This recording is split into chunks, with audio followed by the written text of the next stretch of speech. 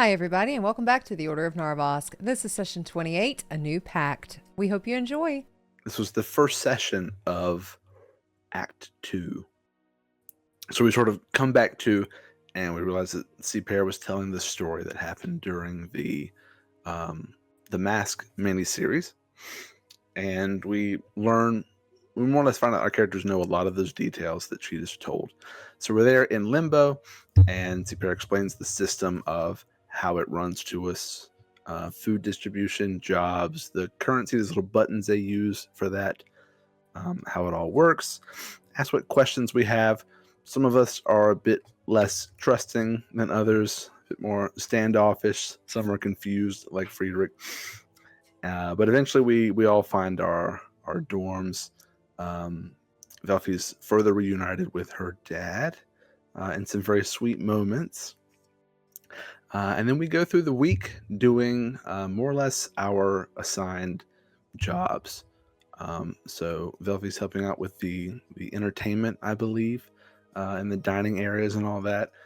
Friedrich's doing various magic things with that other mage lady, and I can't remember her name. Hera. Hera, that was it, because I was thinking of the Greek goddess. But it's not spelled the same way. And Dahlia was doing clinic work, being a cleric. And we did various things throughout the week, sort of get to know people. We found out Axe and Z made their way to Limbo. So, sorry, I hit my mic. Axe and Z made their way to Limbo safely, so that was great. And then we also sort of talked about, what we wanted to do. I didn't need to mention that on here is under close lock and key, more or less, escorted everywhere, closely watched. But he seems to be enjoying himself. He seems to be very well seasoned to prison already after only a few days. He seems like a veteran convict, really, very comfortable in the slammer. and him and Beltov, as far as we know, are sort of running missions together, being partners now, which has sort of been a cool partnership coming from opposite sides of the war, so to speak, to be on the same side. Friedrich has a conversation with C-Pair to find out a bit about what the whole plan was with the attack on Sydonea. Some good questions answered. Still just uncertain about a few details, but trying to be trusting, considering it's much better to be in Limbo than it is in Sydonea right now. Then eventually at the end, we were reconvened and given our next mission to do for the people of Limbo this time. Our first party mission, not as Order members, and that is to go out to the Magic College, University of Esarora, and essentially restock on important things that they need of an arcane nature, and then of course see what other else we find there. But more or less, sounds like it's pitched to be a routine exploratory and what's what I'm looking for? Requisition, I guess. Go get materials to bring back. And we grabbed our mounts and we headed off over the mountain ridge, which Limbo is sort of located within, I believe. And we sort of are overlooking now the part of the continent in which Esarora lies. So y'all actually went underneath the mountain. Oh, never mind. We went through the mines of Moria. The mines of Moria. So yes, y'all came out the other side. It's almost like y'all went in on one side of the mountain range, and the stables are on the other side of the mountain range. So y'all went underneath it and are now in this circle of mountains where Esarora lies. It will take you 2 days to get to Esarora, but before we start that, when you all left, C-Pair gave you a warning or a memo or something that she has picked up and doesn't quite know what the understanding of it is. Could be an omen, could be a warning, could be a prophecy, could just be some kind of story passed through. You don't really know, But it says below below Esarora lies a secret untold, ancient and restless in bindings of gold. Where magic was sown and shadows first grew, power awaits bound by oath and by few.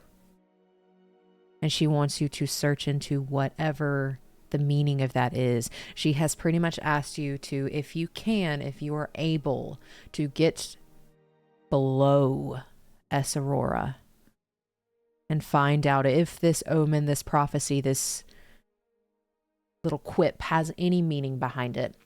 And you all are able to leave Limbo. And in this area, it is very similar to what you all are used to.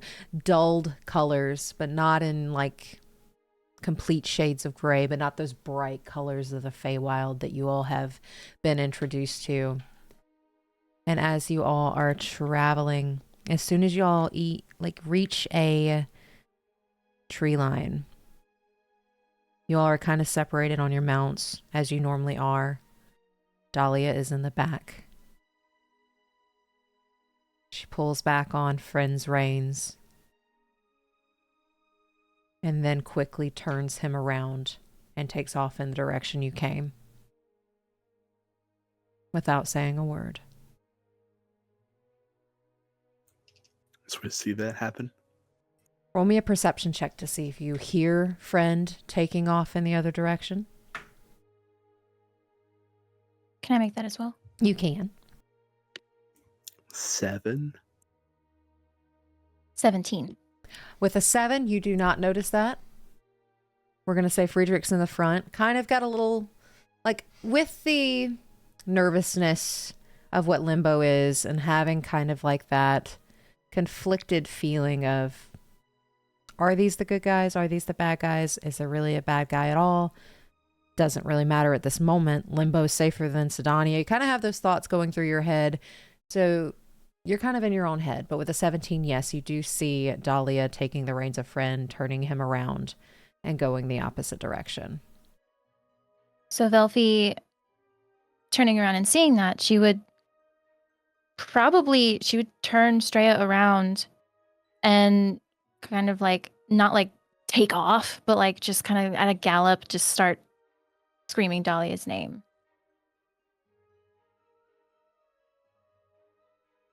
With screaming Dahlia's name,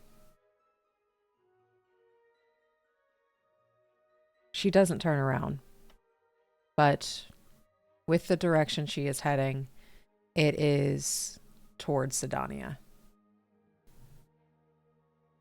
And with the conversations that have been said at the table over the past week, you get the sense Dahlia does not like Limbo and plans on doing nothing for them. So Velphie, her attempts being futile, she'll slow down, make her way back to the professor.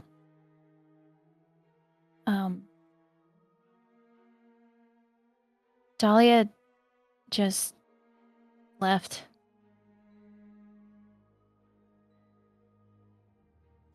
She Just sort of a shock, I guess. Turn around and ran. I guess it looked like she was headed back towards Sydonea. That was my first question, and you already answered it.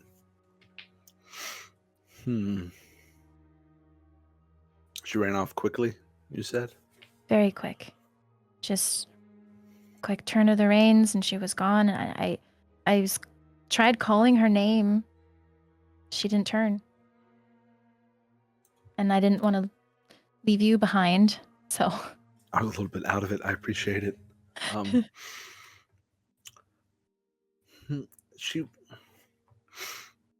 don't know.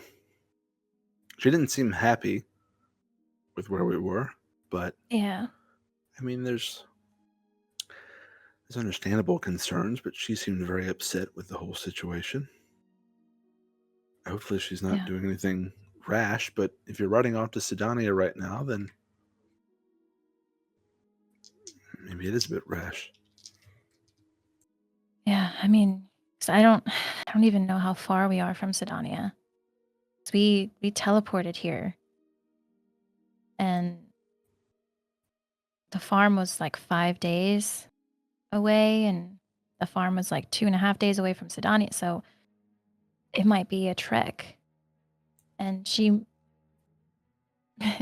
she may not survive it.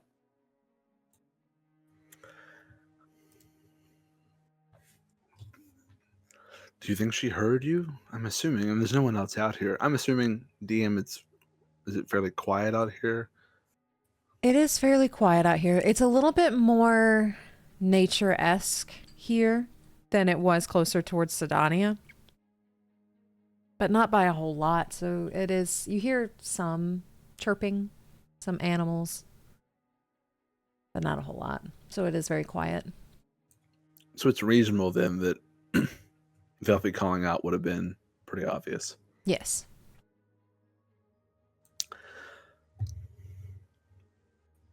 I mean, she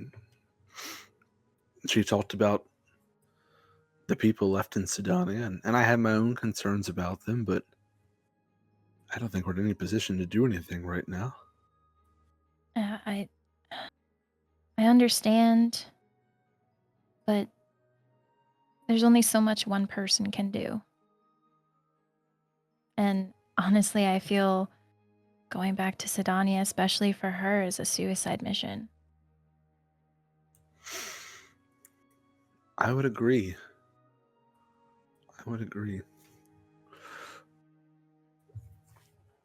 I mean, should we just continue, I guess? I don't have a means of contacting her. She seemed pretty set. Like she ignored me. So I don't really know that there's anything we could do to talk her out of it. Maybe she'll find a way back to Limbo when we return. Yeah. Maybe. Well, I guess recent events have everyone a bit torn up, emotionally torn, not sure what to do. Yeah. It's a lot. I get it. I don't know. I guess we just continue forth. Yeah, absolutely. What's the weather like out here, DM? The weather today is overcast. It is beginning to be more fall, especially with spending a week in Limbo. It's getting like that chill is in the morning, that chill is at night. Not too bad during the day, but it is getting colder as all the leaves in this area are starting to turn what you all know as orange, but still very muted in color. And if you all are continuing on your day, I need one of you to roll me a d20. You rolled the first roll higher than me, so you set the standard. Yours will be higher. Okay. I believe. All right. It's a nat 1. JK, lol. JK, lol. All right. As you all are continuing your day, again, this area is new. I need you all to roll perception checks for me. Oh my gosh. 6. 9. All right. With those rolls, Also, nice. 69, nice. With these rolls, you all continue walking towards where you have been told Esarora is, which is in the center of this circle of mountains. And with this circle of mountains, the weather is weird. Very weird, because it's like these pressure points can't quite go over the mountains or get stuck in certain places. It's a little bit more breezy than you are used to as you all continue walking.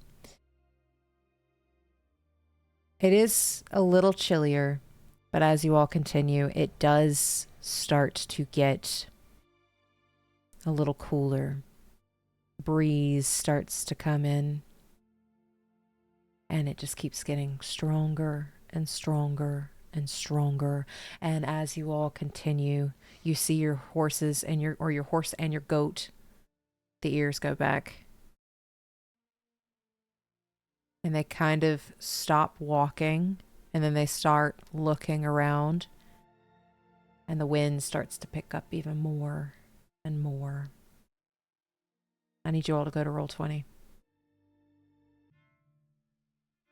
As the wind starts to pick up and pick up more, the sky above you starts to circle.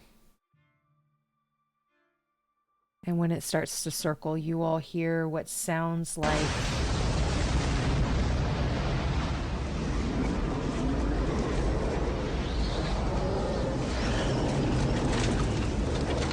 as trees start to break near you, and this cyclone of wind, fire, water, lightning, thunder, acid, and poison starts to come down on you, and you feel the world next to you start to shift, and you see bright colors of the Feywild. You see the normal colors of what you're used to. You see dark nothingness and pitches of grays and blacks and darks as this tornado just starts to slowly make its way, or I shouldn't say slowly, starts to very quickly make its way to where you all are currently standing. I need you all to make a dex saving throw. Oh. Okay. Oh.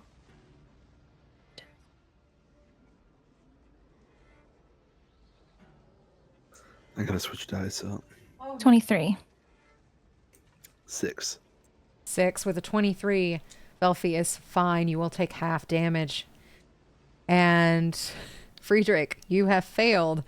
And this is going to be... First off, Velphie, roll me a d6.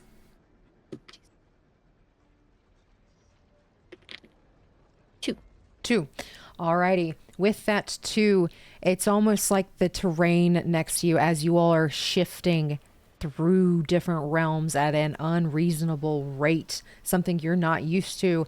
You go through these pitches of black, you go through this bright colored Feywild and all these scents and sweet smells, and then you go back to yours as this tornado comes down. You are going to be taking 6, 11, 12, 13, 14, 15, 16, 17, 18, 19, 20, 21, 22, 23 points of cold damage, Friedrich.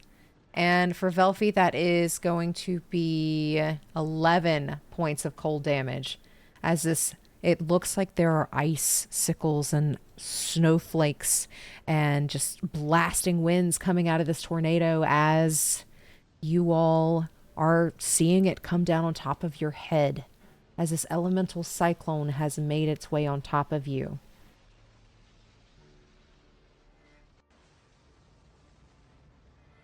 Okay. So I think upon seeing that, the Velphie would probably look to the professor and yell, "Get out of the way!"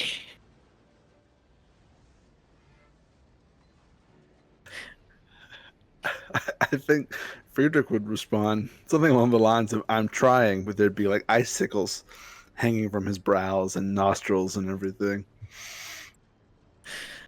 And you feel Beatrice underneath you just kind of like shivering as this is extremely cold and doesn't like this very much. You all go, yes. It only hit me, right? It only hit you. But with that, I need you all, we're going to be doing this in order. So it is the Cyclone's turn, and then it is both of your turns. Where are you going? What are you doing? Where you are on the map is where this thing currently hit. Where are you going? I mean, Velphie would probably veer off to the right, because that's away from the cyclone thing. Probably over to like this area, maybe. Cool. Yeah, you are able to move your character wherever you think Velphie would go.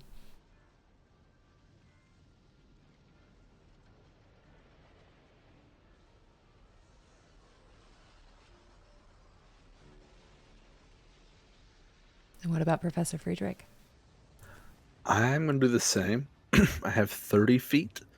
So I'm going to go 5, 10, 15, 20, 25, 30. And then, do I get an action or just movement? You do get an action.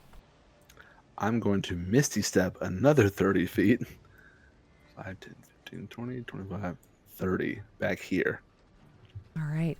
And if this is for the reason of you want to just get there, or if you're trying to test out Misty Step for the very first time, since this is the first time you've cast it, if you would like to save your spell slot, you can dash that far. Because if you Misty Step, you leave Beatrice. Oh, yeah, I forgot. I used it as well. I used it when we were escaping the ball. I was just trying to get away from the cyclone. So Okay. that's a good point. I'll just dash instead. Same distance. I'm just trying to get away from where that thing is. You got it. So you were able to dash and get away. Velphie rolled the first d6. Friedrich, I need you to roll a d4.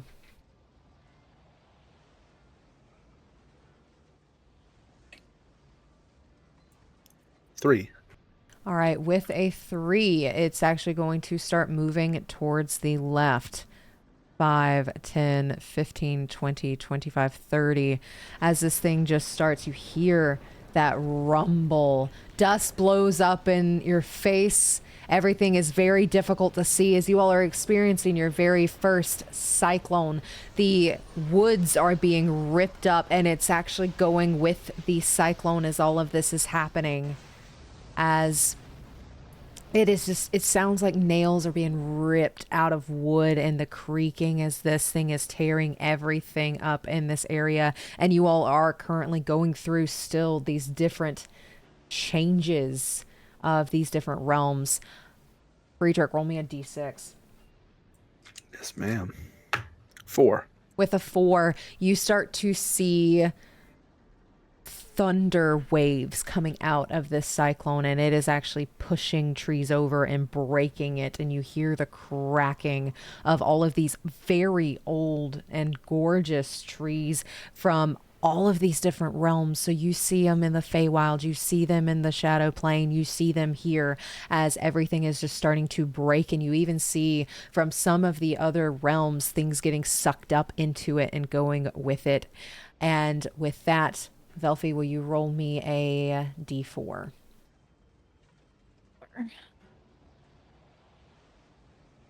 3. 3, okay. With that, what are you two doing? As this thing has moved to the left, what are you doing?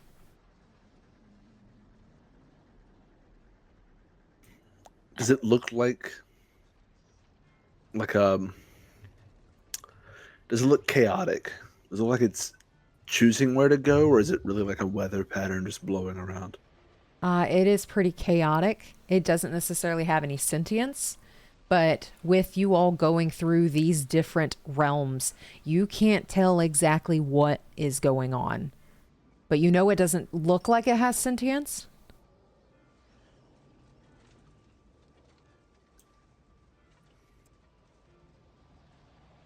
Well, I think Velphie would probably continue running away from the cyclone rather than towards it.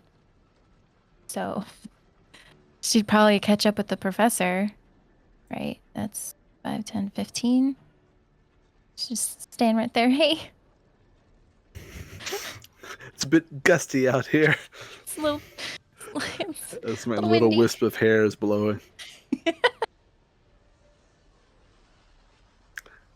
I'd still be moving away as well. I feel like we would see it over there and take the opportunity to keep moving away from it. Yeah. As you all are moving away, roll me another dexterity saving throw.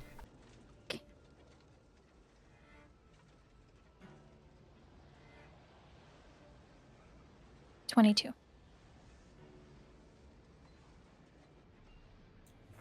14. With a 14, a branch is being ripped off of one of the trees and actually gets thrown towards Professor Friedrich.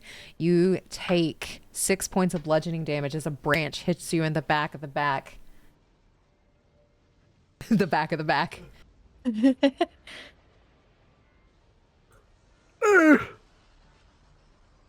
And since you rolled a 3, that tornado, 1, 2, 3, 4, 5, still going towards the left. And with that, roll me a d6, Velphie.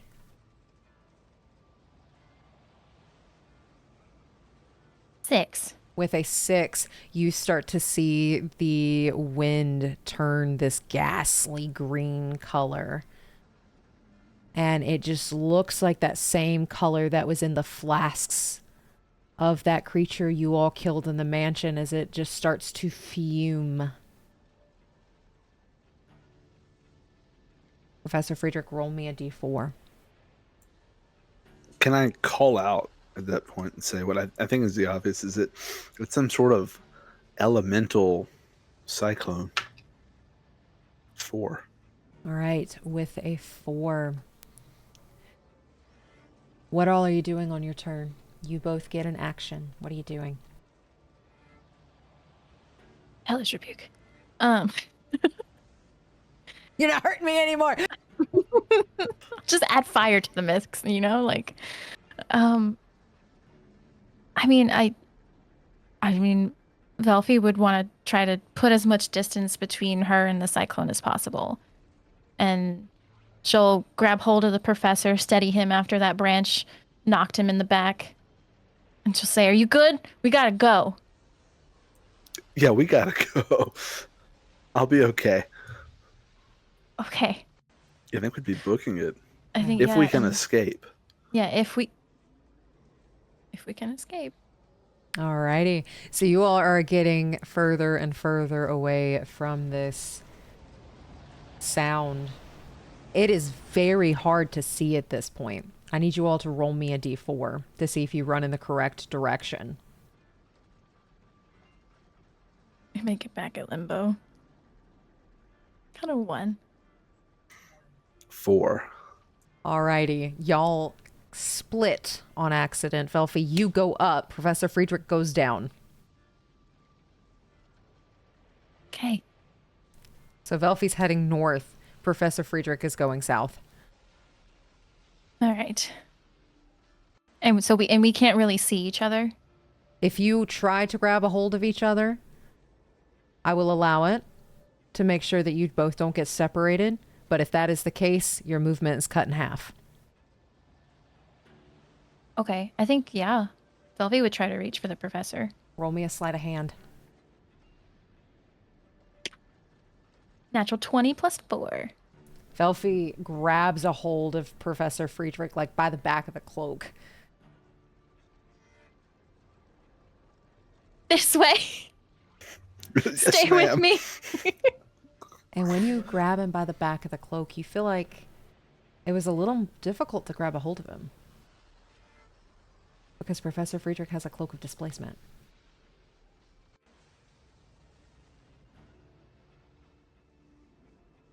What does that do again? It makes it harder to grab him or hit him. Oh, Yeah. that makes sense. Projects an illusion. Disadvantage on attack rolls. Nice. And with that roll from the D4, 5, 10, 15, 20, 25, 30 starts making its way back. Roll me a D6, Professor Friedrich. 6.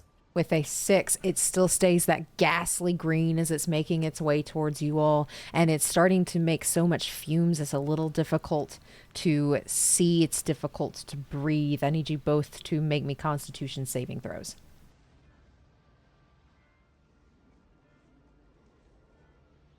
Four.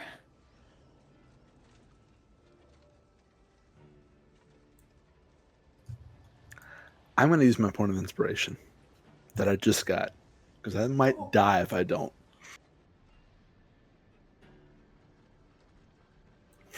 I rolled 1 better. I got a 9. All right, you both take 2 points of poison damage as you both fail, and you get a little bit of that noxious fume from this cyclone. And it just sounds like it's getting worse. I need you both to tell me where you're going, what you doing. I mean, We're together. we Velphie's are got together. me. I think we can generally tell where the cyclone is, right? It's hard to see, but you can hear it. So I think we would just go in the opposite direction as fast as we could. Yeah. Alrighty. Go in the opposite direction. With that, your movement is halved because you two are staying close together, and it's very difficult to walk. It's very difficult to see. The only thing you got is hearing, and it almost sounds like there is y'all wouldn't know what a train is, but it's very similar to like having a train in your ear, and it's becoming so deafening you can't quite tell where the train is. But you all are able to move away on this one 15 feet further. Velphie, will you roll me a d4 and a d6? Okay. Big money. That is a 6 on the d6 and a 3. Alrighty, with that 6, it's still that ghastly fume as it starts to go the other way. And as it is being super loud and super chaotic, you do start to see this poisonous fume start to lift and go up as the cyclone starts to raise. But you all are currently still shifting. Like the Dark. realms around us? The realms around you, it's almost like a blur at how quickly you all are going through these. You see the shadows, you see the Feywild, you see your realm, and for a second it gets blistering hot. And then it's gone. And then you see, very quickly, you see this bright light and just these little orbs of light. It looks like it is nothing but water that you can walk on. And it just echoes as there are these little spots of light, but it's gone before you can really register it. As you all are in this whirlwind of spinning, and then this cyclone goes up. And then it's almost like abruptly to the point to where it feels like you have extremely bad vertigo for a second, as it's like everything just stops all of a sudden and brings you back to your realm. What the hell was that? That was my exact thought. When we set out, I was just about to comment, oh, I love this time of year, and the breeze feels like biting into a cold apple. But that was terrible. That was not a cold apple. I agree with you. That was not a cold apple. A bad apple. Rotten apple. To the core, yes. Are we still where we were? Do I see any landmarks? Anything familiar to a time 10 minutes ago? Roll me a survival check.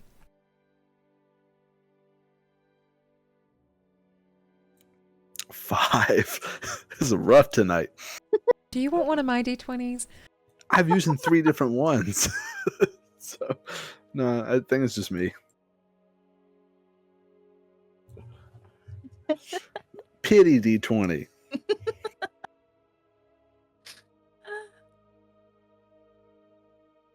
And you said that was a what on that deuces? I don't get to re-roll it, right? No, it was a 5. Okay, a 5. With a 5, you're not 100% certain because this is a place you have never been before. You're still in a circle of mountains. So you got that going for you, but that's about all you got. You don't know any landmarks around here. You don't see the exact same place you're at. You could be at the exact same place you're at and you just moved a few feet away, or you could be like hundreds of feet away. You could have actually backtracked. You don't know.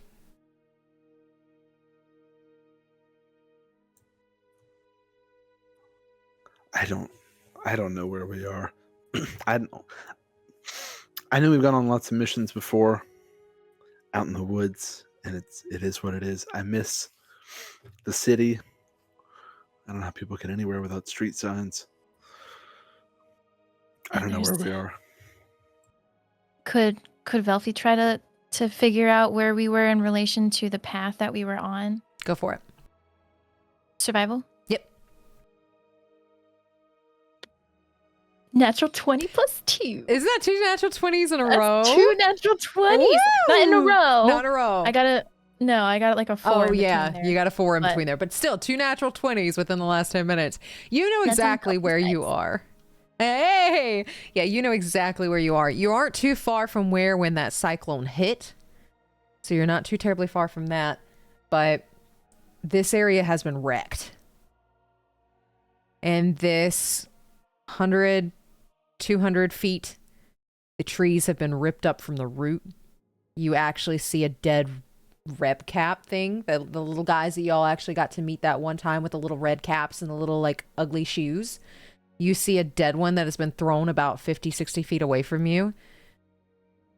And you see this mangled like corpse that was thrown in a different direction.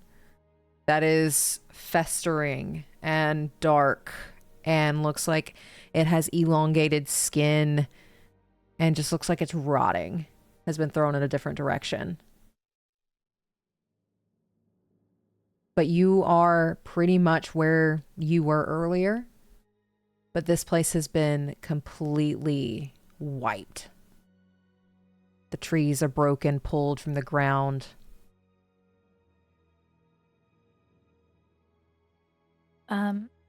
So Velphie, after kind of like reorienting herself, she'll look around and say, I'm pretty sure we were going this way, and she'll point in the direction that we were headed before. And just very slowly, she'll walk over there and just taking in the surroundings. She'll point out the 2 bodies to the professor. It looks like it was pulling stuff from other realms. Yeah, I don't remember seeing anyone out here before that. But I mean, I'll take the realm phasing we had before over that. Yeah, Could Velphie put together that she may have entered the Hells and the Celestial Realm? Roll me an intelligence check. Oh God. Or a Oh, minus- history check if you would like. Okay, let's do history. Okay. Oh, 11. 11. You know it was hot. And it's not hot here. The hills are supposed to be hot. You've never been, so you don't know if it was exactly the hills, but you get an idea. It was not here. It was not the Shadow Place. It was not the Fey Realm. You only know of a few others. So I think you can assume that could have been hell. Okay. She'll say, I think we may have even seen realms that we haven't seen before. I've read about different realms, celestial and the hells, and it was hot for a split second. Yeah, I did feel that. I'm glad we ended up in the realm we started in, because these 2 people did not, it seems. Yeah. It almost seemed like the cyclone may have been strong enough to tear into the realms themselves. I don't know. Are they, so from what you know, are they all just stacked on top of each other? Are we all just layered in the same place right now? From what I understand, they are stacked on top of each other. Hold on, I'm trying to pull up where I have it. I know you have it in your notes. They are layered. Yeah. So I'll explain the different layers of each, like how it goes, in the order that you gave me, I guess. Okay. Yeah. Oh, I found it. So there's the celestial realm, and then There's the Fey realm, which I believe we've been to several times. Then the material plane, which I think we're supposed to be on. And there's the Shadow realm, and then the Hells.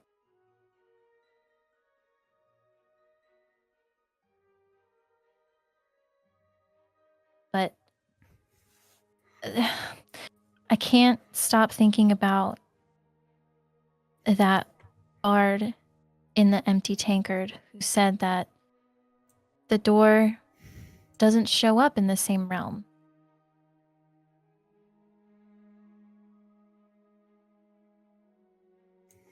I do remember that. But it was in our realm. But what realm were we in? Well, I believe Shadowfen is supposed to be in the material plane. And somehow it's not anymore. I have read about civilizations being swallowed into different realms. So it's possible that could have been what happened to Shadowfen. But I don't know. Whatever it was, it certainly seems like the fabric between them is thin and getting thinner. I wonder if things like this are contributing to it or just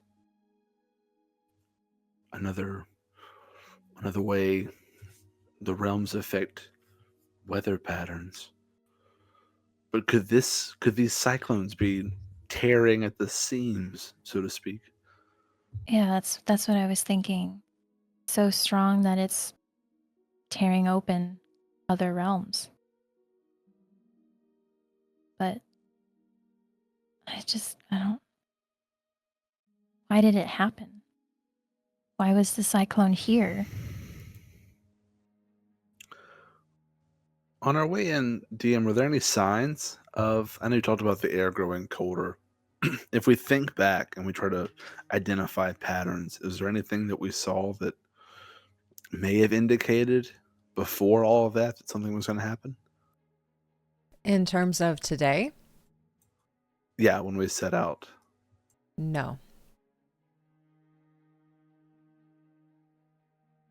The only thing you all have is number one, you've never been here, and number two, you are in a circle of mountains that may affect weather. You do not know.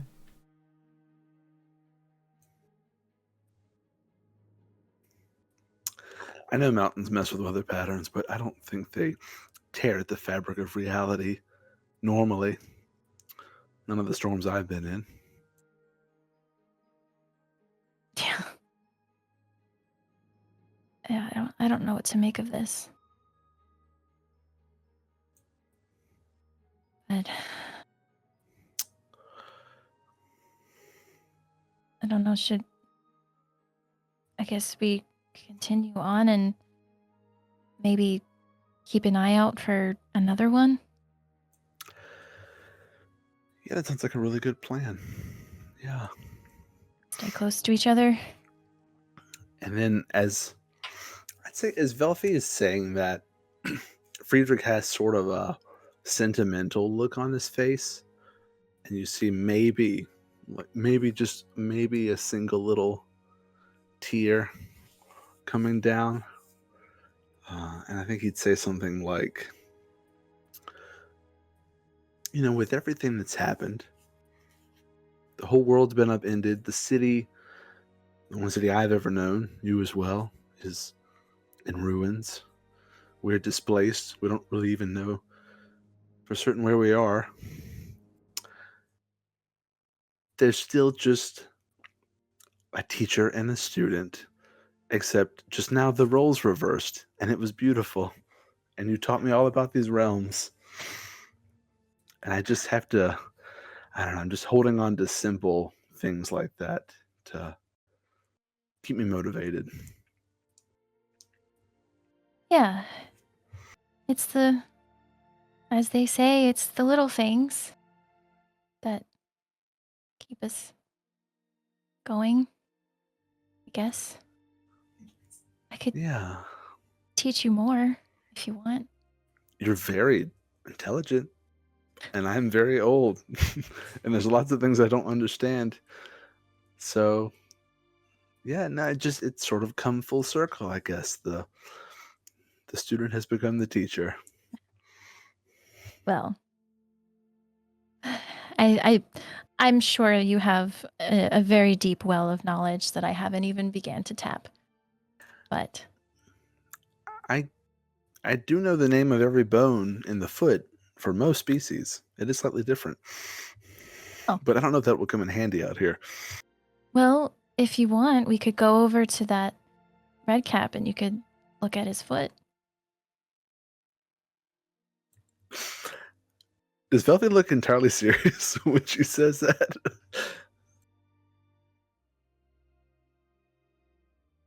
I'd say it was like a half-hearted jest, you know, trying to kind of still coming down from what's happened. Free feet pics. I'm gonna roll just to see if I'm gonna roll insight to see if Friedrich picks up on it. How do you read this dice? That's a 17. I feel like he'd start and be like, and I guess, and then he would sort of pick up on. Okay. Maybe on the way back through. I don't know. It's up to, you know, whatever gives you a semblance of normalcy. If looking at a foot does that for you, I will happily wait for you to finish your examination. There may come a time where looking at strange feet is the last thing that keeps me grounded, but thankfully we are not there yet. And with that, you all are able to continue traveling for the day. Is there any conversations you all want to have as you are getting closer to Esarora?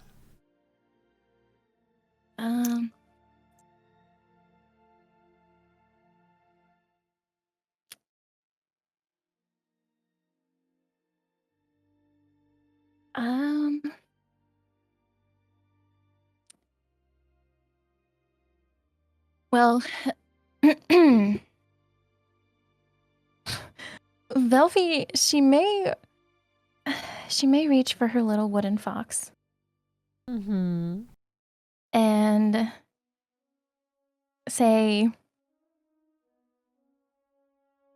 on the path to Esarora, Dahlia left. Just me and the professor now. Nearly died in a cyclone. I'm okay, though. Stay safe. I love you. You immediately get a response back. Cyclone as in wind? And he pauses for a second.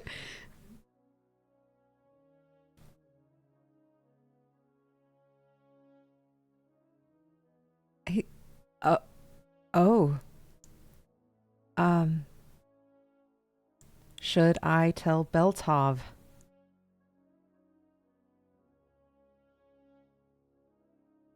Is Limbo in danger from that?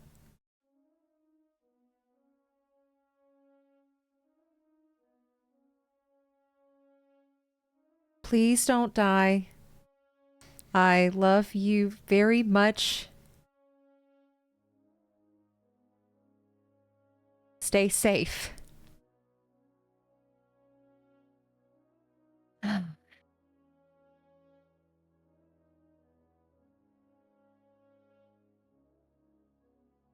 Velphie will reach for the sending stone.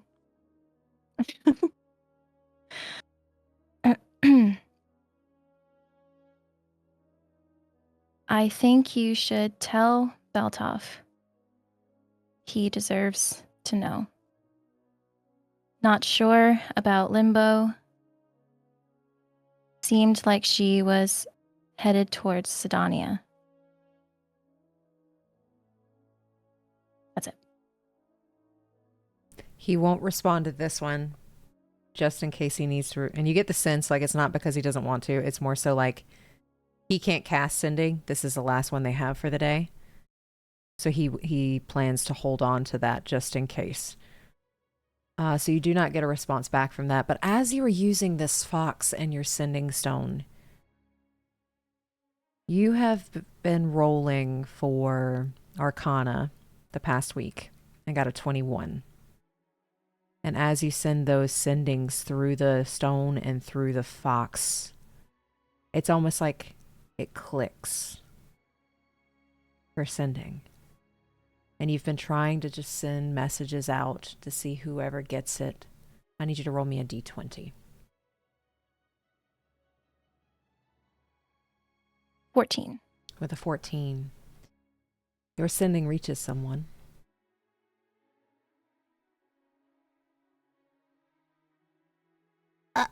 Hi, is this Velphie? Are you okay? Is everything okay?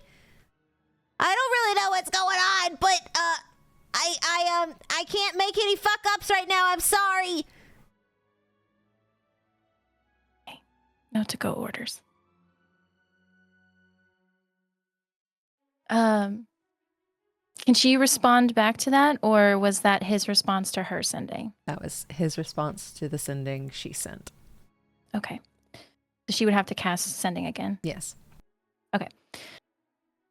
That's it. Sending.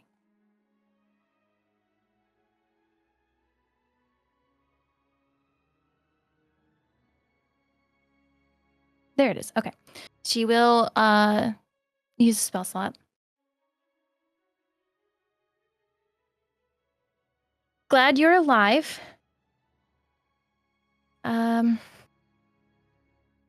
Wanted to see how things were in Sydonea.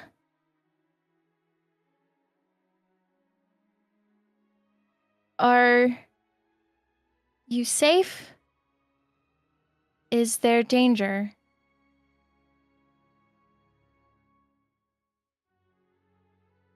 Wish I had a screw up. I'll happily make you one when you get back. Am safe for now. I think we have been sent into the underground for protection, but there's a big slimy thing. He runs out of words.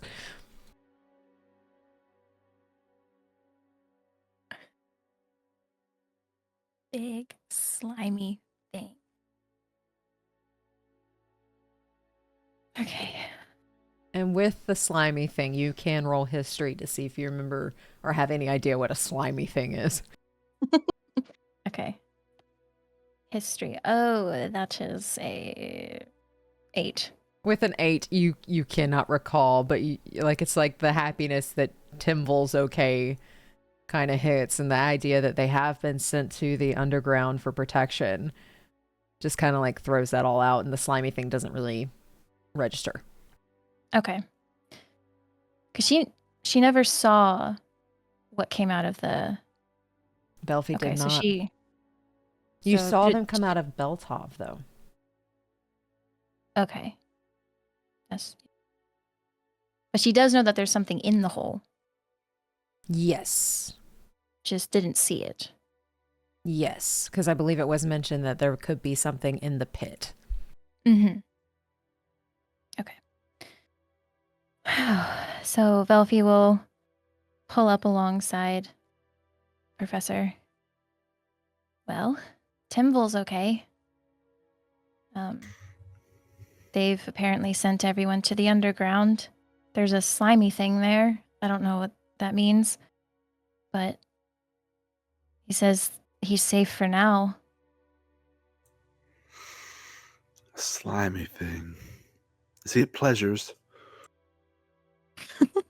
You may also roll history to see if you get any inkling of what a slimy thing is. And Velphie will chuckle. Ooh, I have proficiency. Cocked. 26. Oh yeah, with a 26, you saw it. It slimy. You don't know if it's slimy, if it's just slippery, if it's like what it is, but it's oily in texture, and it was coming from the west side of town.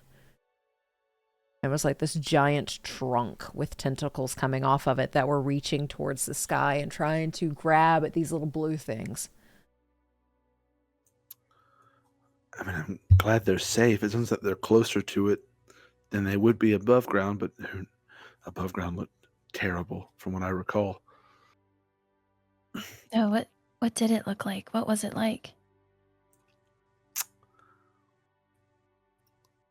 You mentioned the hells, which I have never seen, but I would imagine it looked about like hell on this plane. It was, I mean, everything was in shambles. The city was crumbling, and these tentacles were jutting out of the ground everywhere and grabbing at these wisps that I think we know now what they were. And I hope I didn't spend a lot of time observing. I was on the move, but I hope they were able to get free and find some sort of solace. Let's hope. I mean, I think I'd rather be free-floating than food for some monster or trapped in a crystal. I agree. Yeah, I mean, none are great options, but the first one seems more the natural way of things. Yeah. I'm glad Timval's okay. That's good to hear. I wish I was able to. Actually, that's not even fair to say. I wish I had told more people. I was able. I had a full 24 hours or so, and I wish I had used it more wisely. You'll see Velphie kind of get this like shameful look on her face. She'll say, I've known about this for a while. Like weeks before it was going to happen. I don't know if I did the right thing. I thought not saying anything to all of you would keep everyone protected. Just in case you were questioned or something, you wouldn't know anything. And it would just be me that would take the fall. But I don't know. Was that the right choice? With who knows how many people perished in Sydonea with what you said. I don't know if I could have done something different. I think the same thing a lot. I have in the past week or so. And I thought along similar lines of, what if I tell a bunch of people and then everything is, they get caught in some way. And then because they know, they're now in danger. Whereas if they just didn't know, perhaps only those that knew would suffer the punishment or the consequences. So I don't know. I don't think anyone can blame me for it, but we blame ourselves. How much did you know about what was going to happen? Because you told me, and I'm very glad you did, I don't handle surprises well. You just saw a few minutes ago. And I asked that with no judgment. I'm just curious how much you knew about what would happen. The whole thing? I found a note in my parents' study back at home with the name Siper on it. And some coordinates that I assume led to here. Or Limbo, rather, not here. But I got in touch with Beltov, and he told me everything, that they were going to blow up the crystal. I didn't think to ask why. I thought that blowing up the crystal was a way to weaken the high table or whoever is causing all of this. It made sense at the time. But I knew the whole thing.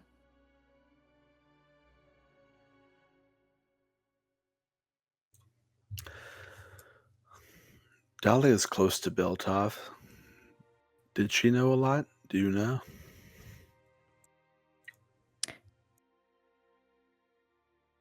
I think, DM, I'm pretty sure that I told Dahlia everything, but I don't know if she told me that because we were separated for most of it, and then we ran into each other for a split second.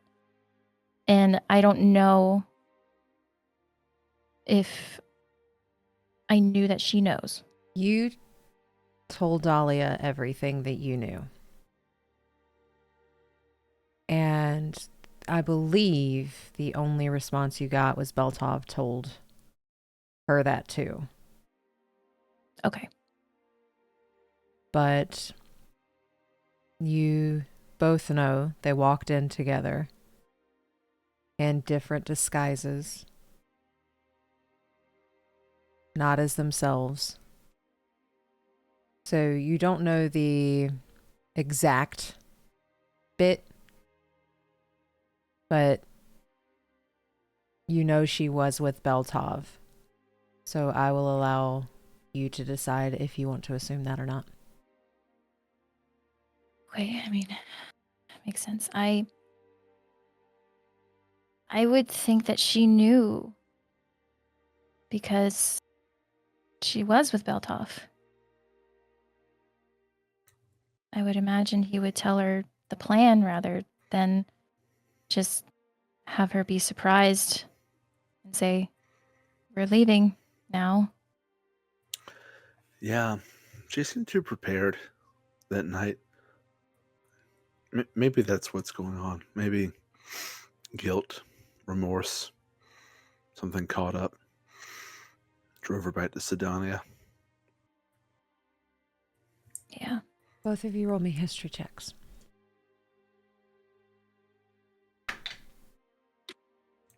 21. 16. With a 16 and a 21 and everything that was going on, you remember Beltov giving Dahlia the transportation scroll. And you both know Dahlia doesn't know how to read. Meaning she would have been taught how to read it.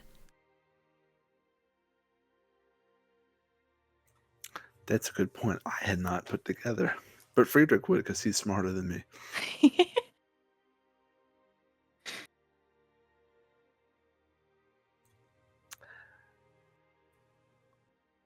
So, I don't like, know. I understand the guilt part because I feel like I could have done more with the time I had. But I think you raise a good point. You know, the more people that knew, potentially it could have failed. Potentially they would have been in trouble. And I think that was, I don't know if she actually feels this way, but I sort of got that from my questions to Sipera as well, because I did speak to her about some of this and some of my concerns about the plan beyond just attacking the high table? What happens to everyone else who's just going about their lives? And I don't know. Yeah. I don't think there's a right answer to it. I don't think it's very black. It's not like the bones of the foot where there's no opinion on what a metatarsal is. It's just, it is. But what was the right way to take down something as apparently evil as the high table? I don't know. There's probably as many different opinions on that as there are people. Yeah. And it was something that I didn't even consider. I was so focused on you guys and on Tyr, and then finding out about my dad, and it all seems pretty selfish if you look at it. I kind of kept everything to myself when I could have saved more.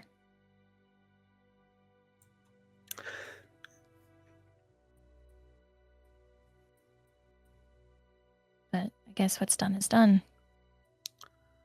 Well, maybe you're not giving yourself enough credit, because I noticed you just said it was selfish, but then you said your top priorities were other people. Just people who happen to be close to you. Yeah. There's still Timble and Ophelia, Sarah, Lute. Yeah. They're resourceful. It's good to hear the underground is at least a bit of a haven. I don't think we're in a position Yeah. to go back right now, but they're resourceful. I hope everyone's safe there. I don't know what the high table could be planning now. If they would take it out on the citizens of Sydonea somehow. My concern is they may have lost their bargaining chip. If there was some sort of deal between them and whatever this entity is, and they were giving it souls, they don't have a steady supply of that anymore. All of them were escaping. There's not many people left in Sidonia. They're sort of scattered around. Whatever this thing is might be upset. Yeah. I wonder how that'll change things. Will it end in more destruction? Out of whatever this entity's anger is? Or maybe in a very, very, very slim possibility, everything could break and just go back to normal. But I feel like that's a pipe dream. I don't know if there is going back to that. It seems like I don't know how you would get there. There's a lot of things that can't be undone. Yes. But I can sort of see the reasoning from the resistance there, Just because the high table had things in order doesn't mean that things were good. Order is not always a good thing. It can be very oppressive sometimes. We can never leave the city, I don't know, living under the thumb like that just because it's safer doesn't mean it's better. And maybe it's the whole saying about omelets and breaking eggs. Well, I mean, take Limbo. They have order, structure. Everyone has their job, what they do, but there's still what I feel was a sense of freedom among them. To be able to feel however they wanted to feel, enjoy whatever they wanted to enjoy, because they felt safe. But I don't think it was the same in Sydonea. Everyone was scared. Yes, No, in a way, I guess it seemed like we had more freedom, but in a way we didn't. that's a good point. It's fair. You can, if you liked the way that things were in Sydonea, that's good, because you didn't have any other choice for them to be different. If you don't like the way in Limbo, you can leave. They seem a lot more open to maybe hearing your opinion. So, I don't know. I often struggle towards the ideal, but sometimes it's so unattainable, you just have to focus on what's realistic. Yeah. But what's realistic, what's real, seems to be hard to grasp nowadays. I don't know. I agree. So I'll just focus on my goat and cold apples, if we can ever find one. I did give you a bag of tea. You did? Yes, thank you. That is a little taste of home. I do have more, but they're very special teas. Yes. Yeah, Kalandra, she's incredible, isn't she? She's so talented She in is. the tea craft, whatever it's called. Teology, perhaps. Geology. No, she is pretty great. Yeah, I'm glad she's okay. Yeah. That was Antir told her as soon as I told him. I was planning to tell her, but when I got to her shop to go dress shopping with her, she was already packing up. Yeah, I noticed the same. She was ahead of me. It's also pretty incredible you were able to sway Antir that way, because he seemed pretty dyed-in-the-wool mask order member. And you'll see this look, this flash on her face as she remembers what happened with the possession and the dagger. It was not easy.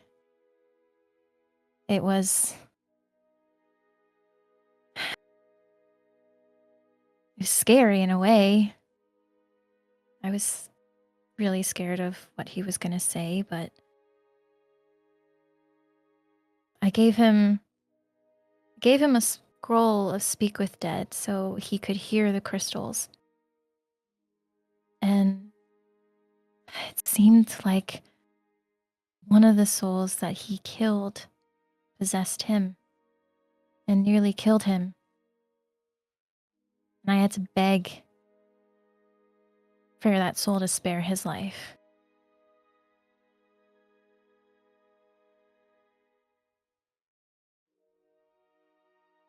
It was hard, but I did it. That you did. It's that right there that tells me that everything's going to be okay.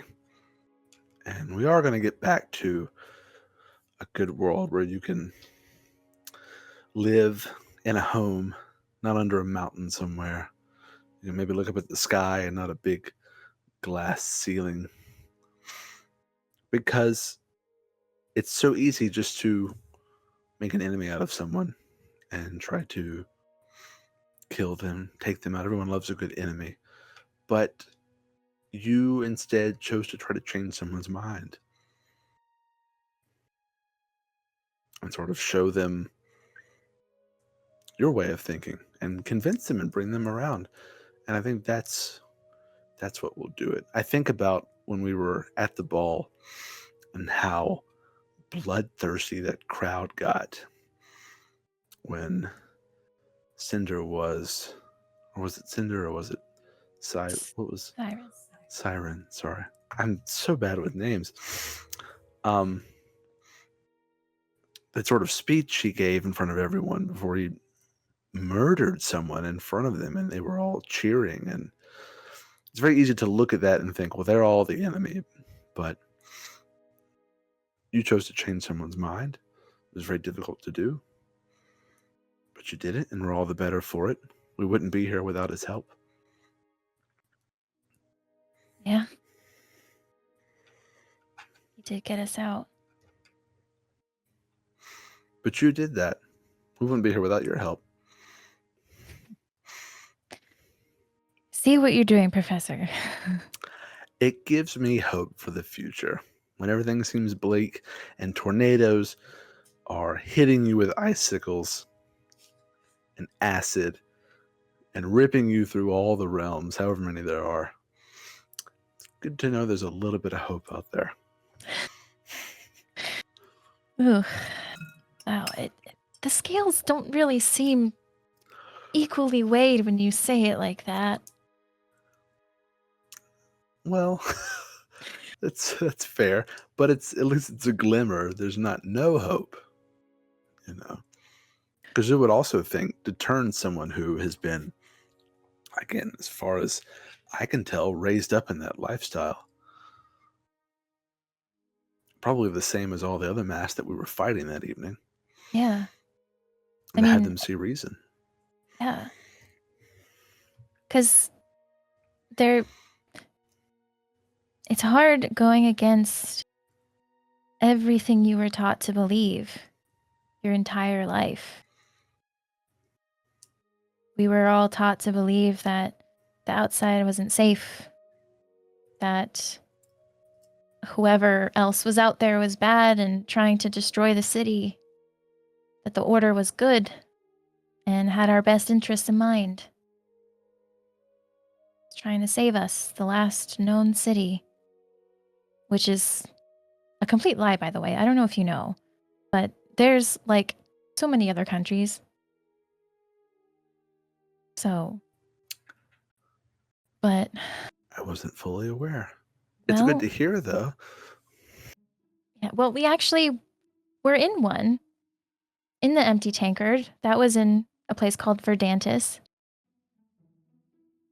The Jewel of Terravoda. See, all this sounds like a storybook, but these places are real? Supposedly. I mean... We met people from them, so... Unless that was all a shared fever dream. I don't know. I didn't order a drink. Maybe I did order a drink there. I did. The bartender was eccentric, to say the least. She was great. Great music. Great author. Yeah? Scientific books? What does she study?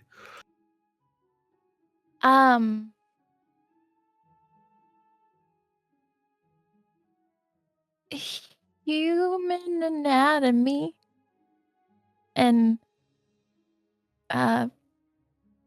procreation. We're of a similar mind. I hope we can meet again in the future and compare our studies. Yeah. And with that, the sun is starting to set. It's getting a little darker. Are you all making camp? Or are you going through? How much longer do we have? Do we know? From where the sun is in the sky, you have maybe about an hour. Just an hour to get to Esarora? Oh, sorry. Y'all don't really know how long it's going to take to get to Esarora. You know, it's a big wizarding school. You don't see any big wizarding school stuff. Not yet. Probably camp then, yeah. Yeah, I think we should probably hunker down for the night, I think. I agree. I wonder if we can find some sort of, I don't know, outcropping that might protect us from weather patterns. Under a rock, an overhang, a shallow cave maybe. Roll me a survival, since you all are technically next to a mountain range. It is very possible. Can I just help Velphie? Don't do it. Oh, okay. I got Okay, a 4. I'll roll separate. Okay. I got a 5. Oh, no! So y'all are not outdoorsy people. Y'all just aren't. Y'all like being in the city. You like being in a library with a bunch of books at a university or at the tavern. Y'all find like a little overcropping of trees and things, but you do not find anywhere that's suitable in a rock. You think it'll be good for the evening. Is there a tree? There is always a tree. Okay. And these look like good trees, probably a lot sturdier than the ones that were ripped up at the roots. Yeah, just I earlier think we today. were just in a bad spot of the woods. Yeah, weak trees. Weak trees, very weak. And you all are able to start setting up camp. Velphie, roll me a d6. So many D6s tonight. 2. All right, with a 2. Professor Friedrich, you feel something wet and warm land on your shoulder.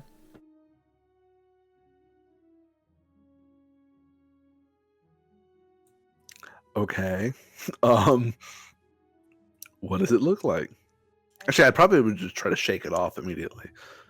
You try to shake it off, but it's kind of stuck as you look over and a bird has pooped on your shoulder.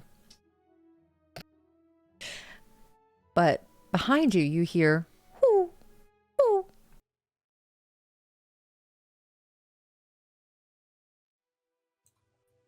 I would like to cast lightning bolt on the bird. Are you? No, I don't think I could see it. But I will look back at the call I hear. Roll me a perception check. And Velphie, you hear the who too. Now, maybe? 19. With a 19, you turn around, and it takes you a second, but you see this tiny little owl about this big. And he's sitting on a branch in a tree behind you. Turns his little neck. Ooh, ooh.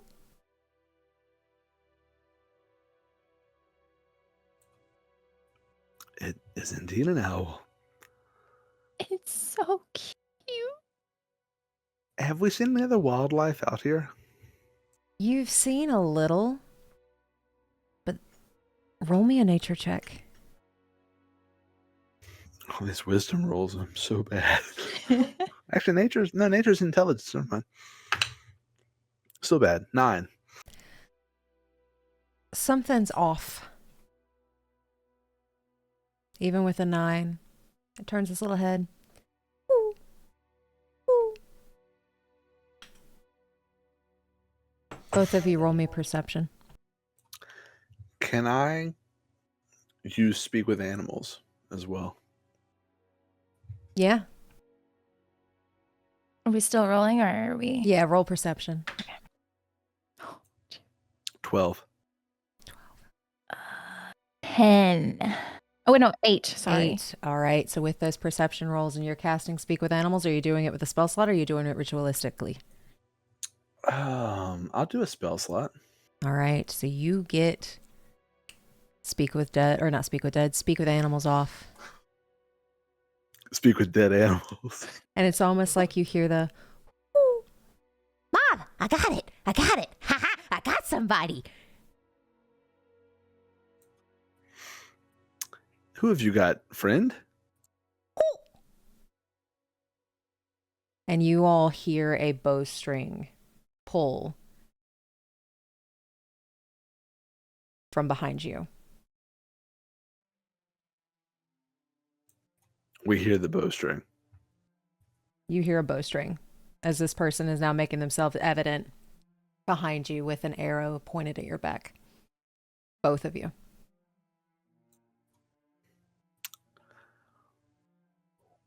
No, that's Can probably not an owl. can Velphie turn around and look? As you start turning around, you hear that bowstring tighten a little bit more. She'll stop. What are you two doing out here? What do you want?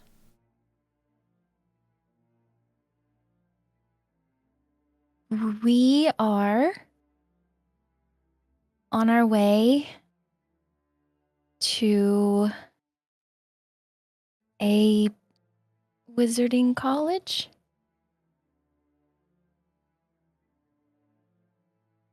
And what do you need at a wizarding college?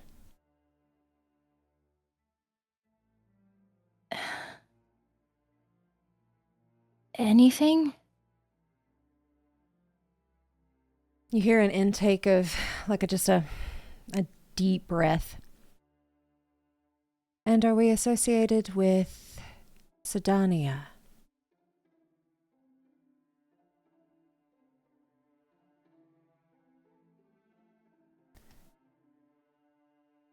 She'll look at the professor. Well, I'd like to be honest when people have weapons pointed at me. What do we mean by associated? Do you know the state of Sydonea right now? Don't too much care. But answer my question, or I will shoot you both.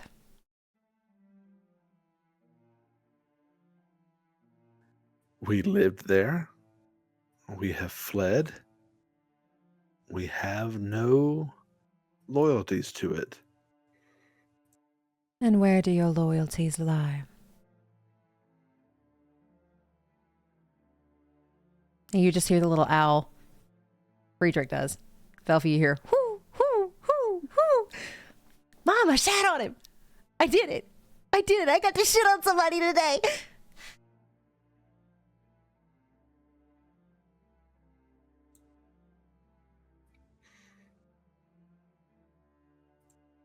With those against Sydonea. You hear the bowstring relax. I do not know you. Explain why you are on my path. My home.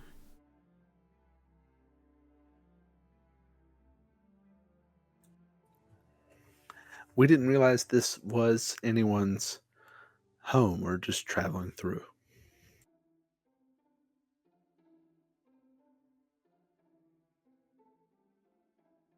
She rolled a natural 1. So you hear a arrow put back into a quiver. You hear another arrow put back into a quiver.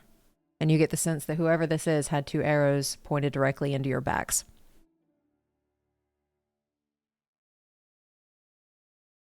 Explain. Yeah, explain. And the bird just goes, whoo, whoo, whoo. For Velphie. My companion here did explain we're traveling through on the way to the wizarding school. But you said for anything, no one just walks into Esarora.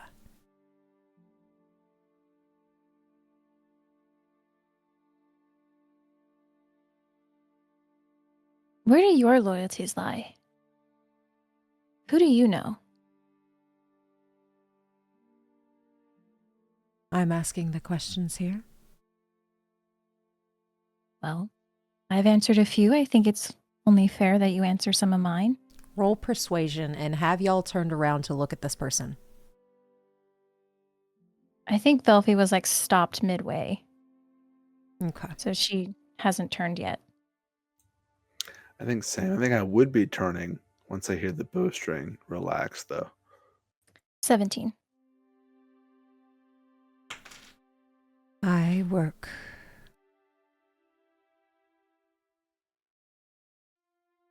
With people I trust, and I do not trust you.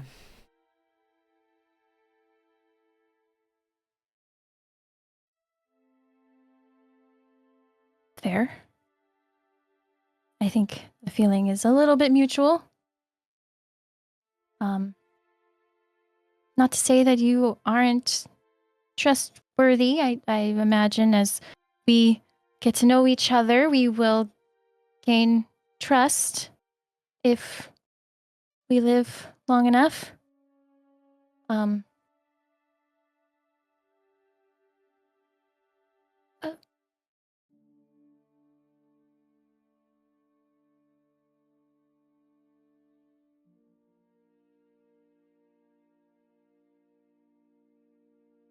Do you have... Are you alone right now? No, I have comrades above your head in the trees. As you look up, she's lying. There's no one there that you can see, at least.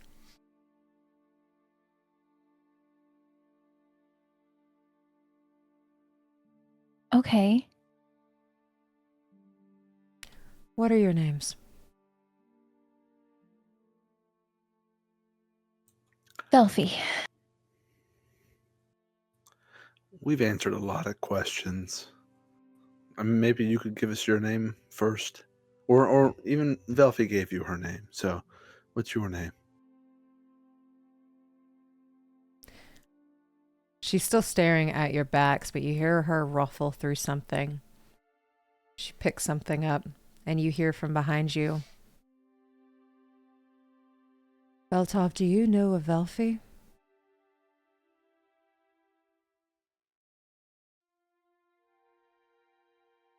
And she stands there with that sending stone for just a bit, waiting for a response. But does not answer yours. Beltov? What do you know? You're from Limbo? No. Oh. I didn't say that. But you know of it. I know of it.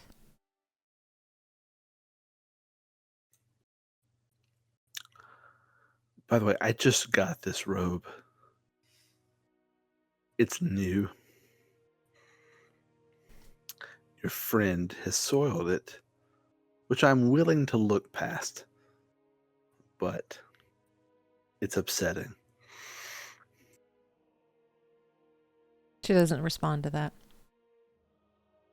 But you hear the owl say, Yeah, I sold it. Ma, look at what I did.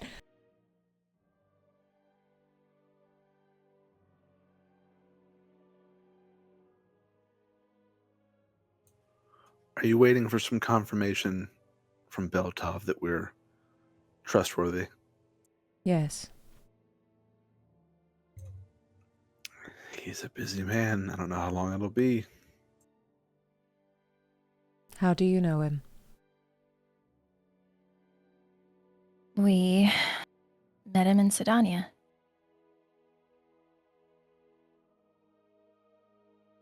And what would the boy go back there for? She'll cast message to the professor. Should we tell her about what happened? I think so. She doesn't know. He went back to destroy the crystal. And what was the crystal of the sphere thing? Is that... It's the crystal powered the sphere around Sydonea. With its destruction, the shield is no more. And you hear like some ruffling, and you get the sense she has sat down.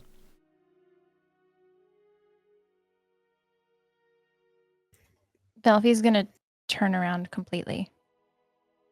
And when you turn around, the person you see sitting on the ground, kind of like with her thumb on her chin, kind of like a thinking man pose for a moment, you see a woman, an elven woman, green skin, freckles, short brown hair, in druidic clothing.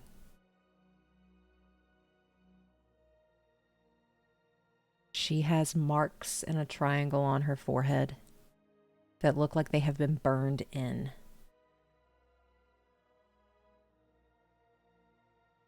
And she has 2 different colored eyes. One's blue, ice blue, and the other one's a dark green.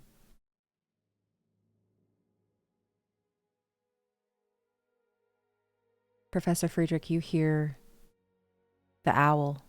Woo! Ah, does that mean we can go home?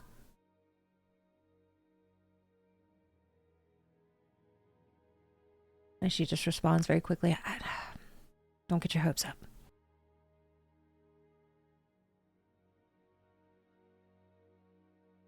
Would Velphie be able to see that that's druidic clothing and kind of piece together that she may have ties to Colmac?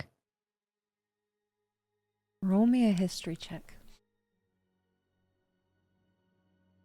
Because you do know that this clothing is different than Golmax. Okay. 16. With a 16, when you asked Seraphina about some materials, she mentioned a druid.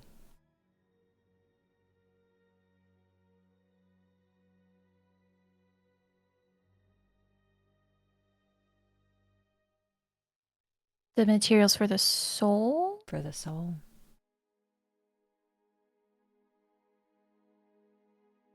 About the fate strings.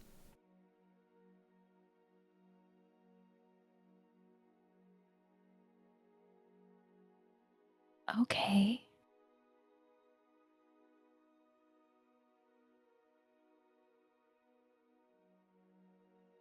So Velphie can piece that together. Yeah, with that 16. Okay.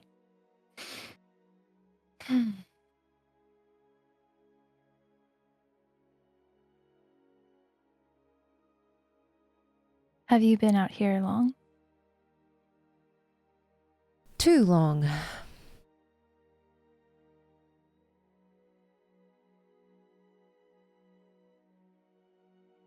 Surviving out here must be pretty difficult. It's not terrible, but I would like to go home. And destroying the crystal seems like a great way to start.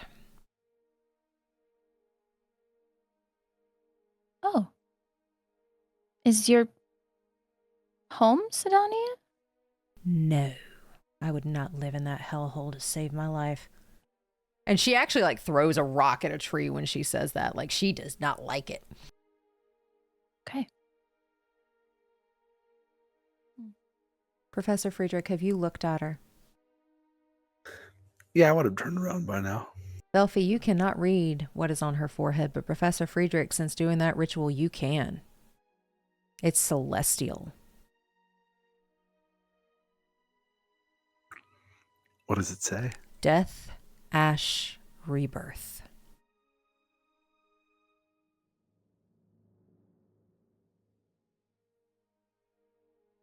Both of you roll me a history check.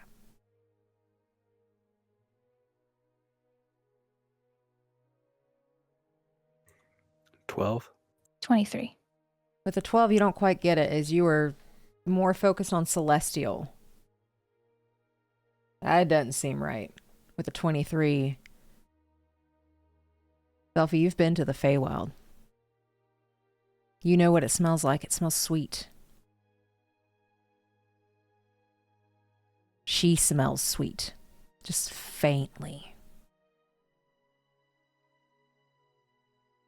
And you recall with the 16 of the history, the druid is an archfey.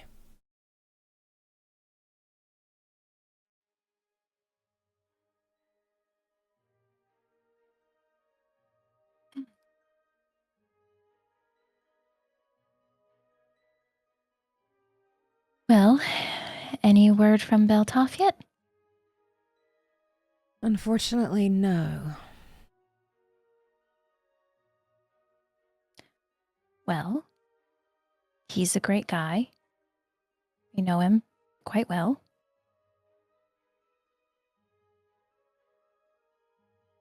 Hmm.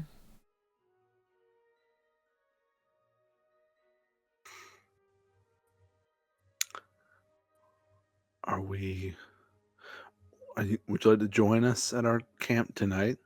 Here? No. And she kind of looks up at your camp. You all are going to get rained on. Torrentially, by the way. You have no covering.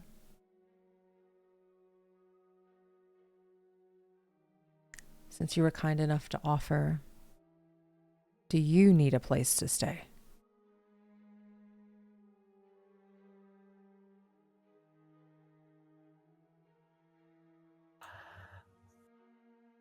How do you know it's going to rain? Have you seen these cyclones? I did see one earlier, yes. They're not very great.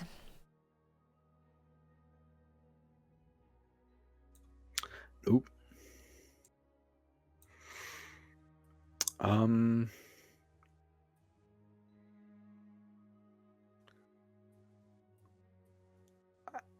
Where's your place? She points behind her, and all you see is a circle of vines and wood, like a ball. Very similar to the ball Golmek created.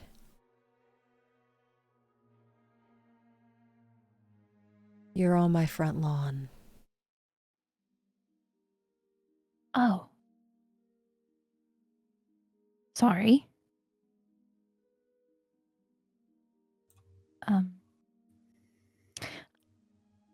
I mean, if you are so kind enough to offer, I don't. She'll look at the professor. I don't see why not. Yeah, it certainly beats the rain. And will we be safe from owls in there as well? You hear the owl, Velphie, all you hear is, hoo, hoo, hoo. But he's like, you're never safe from me. And he's like this big. Pike won't give you any trouble.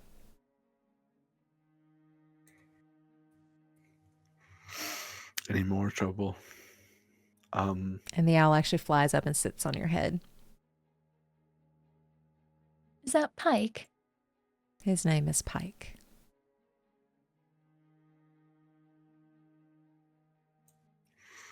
He's a rambunctious sort, isn't he? A lot of personality for such a small bird.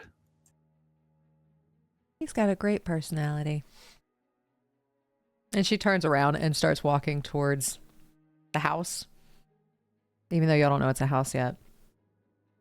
And Pike is like quite literally taking his little feet and like clawing at the little bits of your hair, latching on because he's made a little friend. But you all start walking towards this ball, and as she walks to it, it opens for her. And in this ball, this grove almost is a tiny little cottage. And you can kind of see little bits of spurts of color. It's a little wooden cottage that she has made. And there are plants and gardens all around it. As she has made herself a little comfort zone. And as you all walk in, the barrier closes behind you. Will our mounts be safe? You can bring them in too. It's not fair to leave them outside. Right. Yeah. Velphie will go back for Straya. Same. You were able to go get your friends and bring them into this little ball with you. I shouldn't say it's little. It's got like a decent size. It's very similar to Golmek's grove that she leads you into. This is a very cozy spot. Well, I've had 150 years to work on it, so Definitely paid off. So you haven't been home in over 150 years? can't get back. Have you seen these tears into the realms? I have, and it's really fucking frustrating that I can't stay in the one I'm supposed to be in.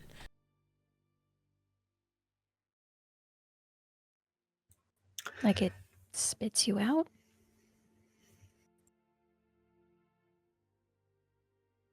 She looks hesitant to respond at first, like she's almost said too much.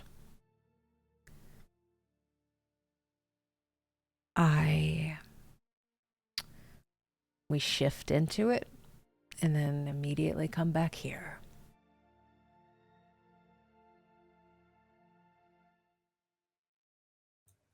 Has it been 150 years exactly? Or possibly slightly more? When you get to be my age, you don't count correctly, I guess. So I guess it could be longer, could be shorter. Been a fucking long time.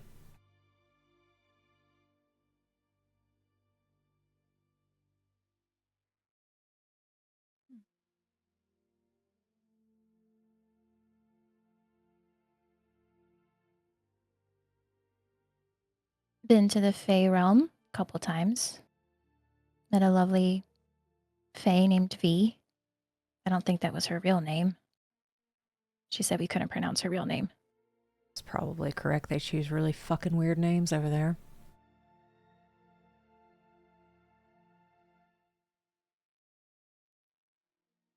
But I could see why you want to go back. Yeah. Hard being away from home. That it is. Professor Friedrich, you had your hand raised? Did we ever get her name? You have not. I think I would ask that then. As soon as you mentioned they pick weird names, I would ask, we never got your name. My name is Friedrich. Anaria. And that is Pike. Be careful who you give your names to. It's a power in a name.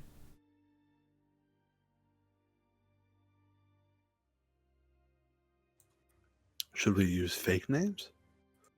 I've always been up for it if you don't trust the person.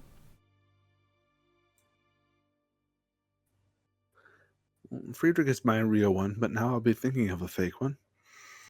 As will I. Joanna. Joanna's pretty. It's got a certain ring to it.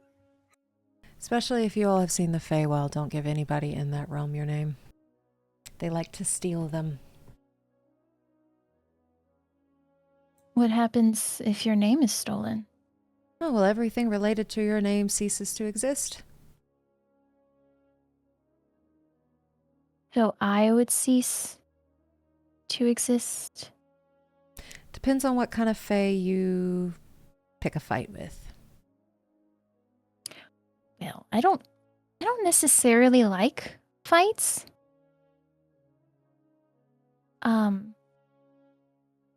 Which is why I didn't want to fight with you.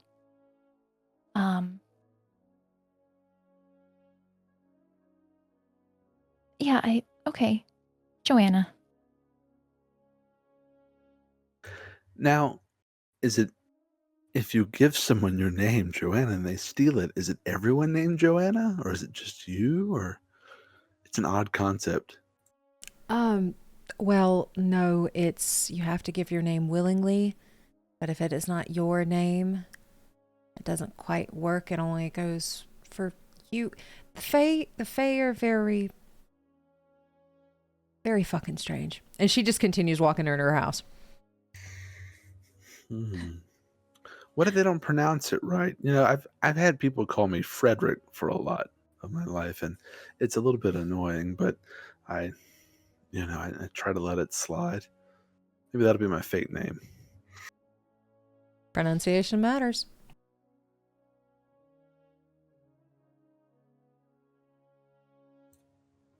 We appreciate the hospitality. Very much so. This is a lot nicer than what we had. We were a bit shaken up by the cyclone earlier, so our senses were a bit off, but thank you for helping us. Roll me an insight. Just Velphie, or? You both can if you like. 15. 15. All right, with both of those 15s, you get the sense that when you say thank you for, everything, you get the sense she doesn't get to talk to many people, and this is a very lonely person.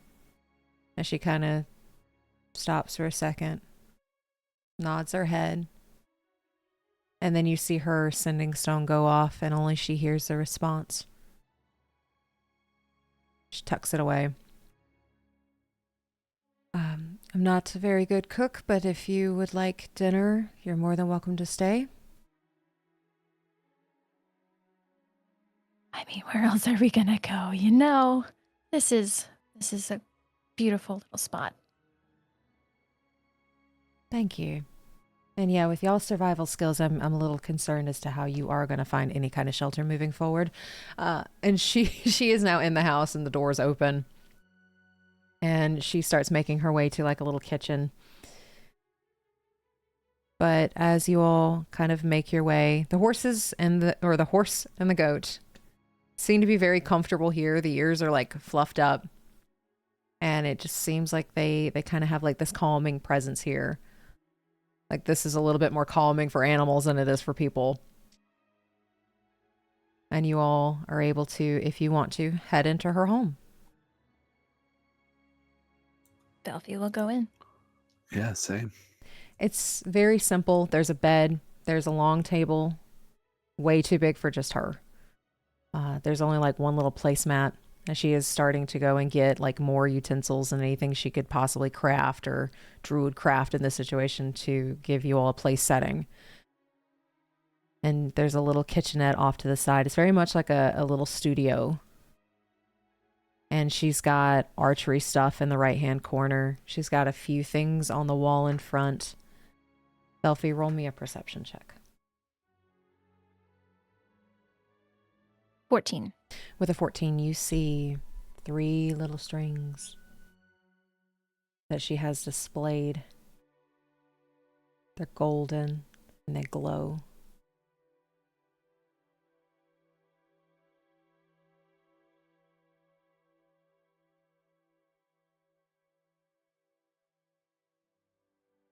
Yeah. Would Velphie know if she needs one or all? Roll me a history check. That's a nat 1 + 6. You don't know. You just know fate threads. And she has 3.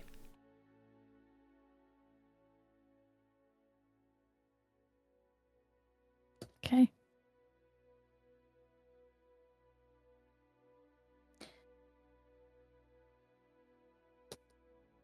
It's cozy, very warm in here. Mm-hmm. I love your decorations. Oh, thanks. It's not really a whole lot that I had on my person when I got sent here, so. So you weren't here by your own free will? No, I wouldn't choose to be here. No offense. I'm not offended. I know things are a little crazy here in Shadowfen and have been for the last 152 years. I would imagine it was a lot nicer before then. I don't really know. It wasn't terrible. As she continues trying to make something for y'all's dinner. Is there any way that I could help?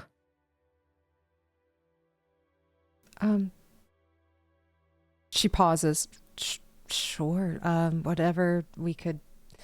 I'm not really much of a meat person, but we have plenty of vegetables if you want to peel potatoes and.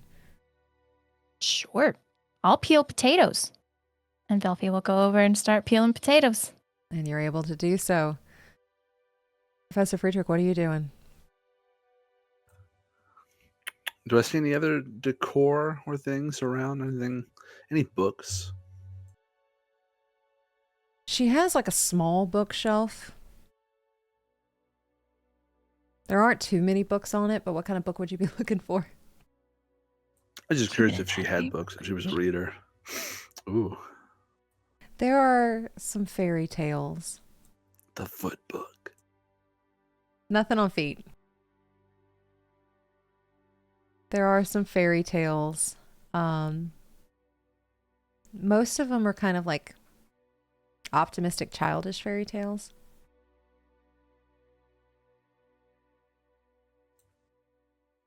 Is there anything else that needs peeling or slicing or anything? You hear a little whoo on the top of your head.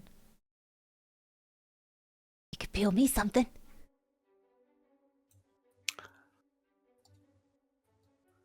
I don't suppose you could find it in your heart to apologize for defecating on me, could you? No. I also know the reality that if I feed you, you'll be more capable to do that in the future. But what do you eat? Well, I guess peeling wouldn't be the correct word, but I do like worms a lot. Okay, where do you normally get your worms? There's a little container outside the house if you want to go and get some. And then I promise I'll try not to poop on you anymore. I haven't got to do that in a while, so it was very exciting. Can I insight check this little bird? Yeah, go ahead. I'm trying to suss out, is he trying to get me out of the house to pull some sort of prank on me, or is there really a source of worms out there? 13? There's a source of worms outside. Okay, I'll go out and get some. As you leave the house, there's like this little compost area that has been set off a little bit in front of the house that just has like a bunch of like soil and things like it. Looks like it could be like an earthworm pit. I'll scoop up a few wrigglers and go back inside. Hold my palm out. Oh, he went with you. So like you're kind of holding, okay. Yeah. You're kind of just holding it up to the top of your head. And as we're walking, I'm just like passing them up. And they're just disappearing. And he's just swallowing them. And you just hear the joy of this little bird. It's almost like he's excited to have company too. He was really excited to shit on somebody, but he's actually excited to have company too. Well, Pike, normally when someone says they have worms, they recommend you see a physician. But for you, I guess it's a tasty treat. What's a physician? A doctor. Ooh, I don't want to go to one of those. They're not so bad. Blech. I'll go back in. And you were able to head back in, and dinner is done thanks to peeling potatoes from Velphie, and you two were able to make something, and it's set onto a little placemat for each of you. She sits a little further away as she's not used to having company. And she's just quiet.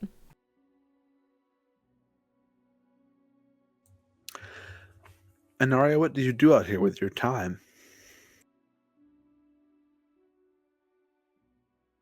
I try to find a way back home, which I haven't been lucky enough to find yet.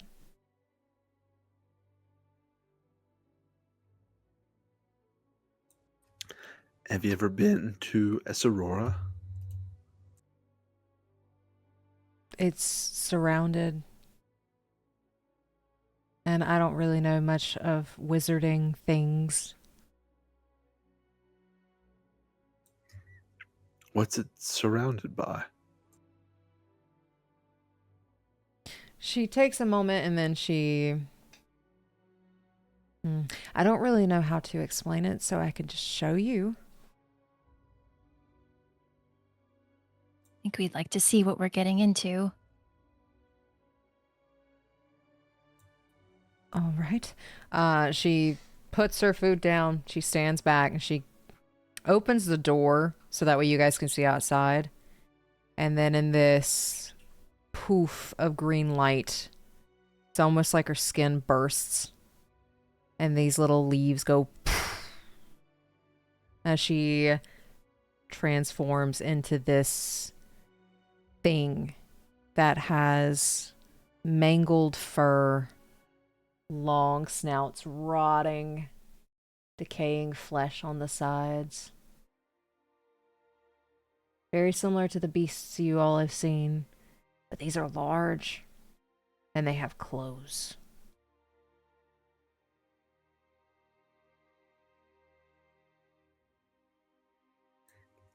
What do the clothes look like? They look like robes. School robes.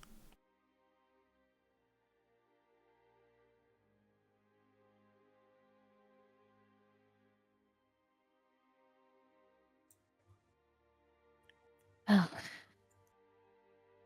Surrounded by those, she'll turn to the professor. I don't know how just you and I are going to get past that. I don't know either. Well, I may have just thought of an idea. But How far away is it from here? She turns back into that green elf that smells a little too sweet and makes her way back to the dinner table. It's about a day that way. If you leave in the morning, you'll probably hit it by nightfall tomorrow.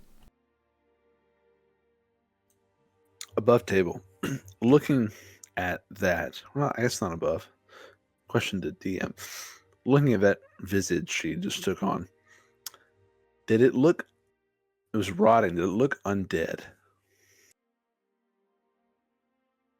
Roll me a... what's the best one for this one? Medicine check.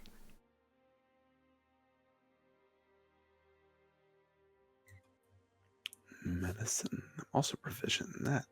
I'm a doctor, Pike. Suck it. I got an 11. I'm not a good doctor, but... So... you just focus on the foot. Yeah, just focus on the foot. Did the foot look undead? Podiatrist. So you have seen these kinds of creatures before. They have not been, for the most part, undead. And you know that when you go to that shadow realm, everything there is kind of rotted. Okay. I also had an idea about how to get past. I was just checking.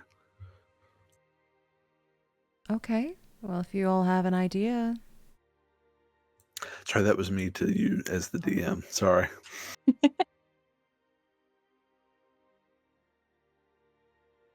Yeah, I highly doubt those things are very friendly.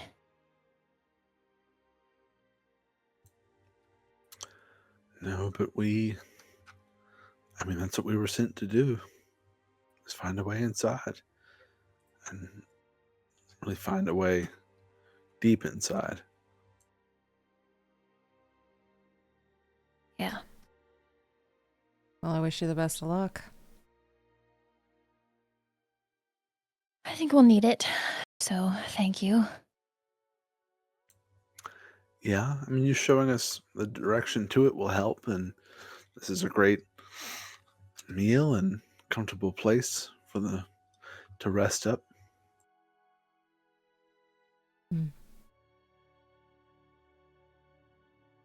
Well, and she finishes the rest of her bowl, takes it to the kitchenette for her to clean it up later. If you need me, let me know. Otherwise, I will be taking rest for this evening. I will know if you try to stab me, so don't do it.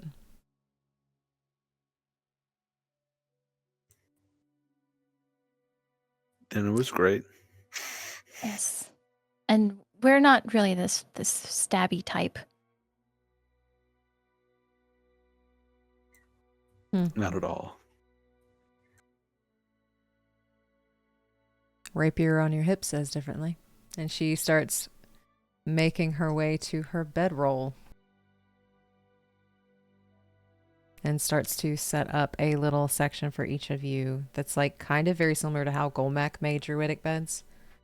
She makes some for you in the center of the area, very close by where the dinner table is, because this place isn't that big, but then makes her way to her bedroll.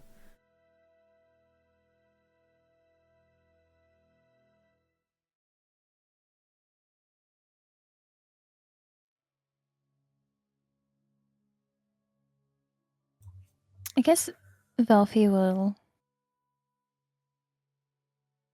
She's gonna follow Inaria. I've heard rumors of an archfey on the outskirts of Esarora. Huh, interesting. I thought so, especially since it's said that this archfey defied the fates at one point. You see her eyes narrow, and she just waits for Velphie to say something else. It's a very interesting story. And I don't know. It's inspirational. Going against whatever's holding you down. Finding a way out. Fate's a bunch of horse shit. Don't let anybody tell you you're destined to do something.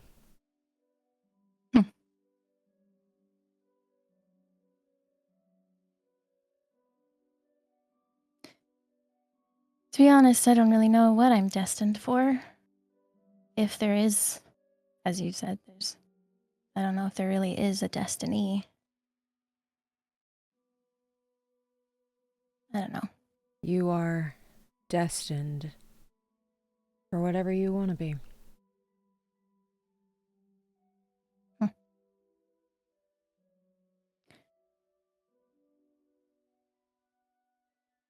guess what I want. She'll think about that for a second.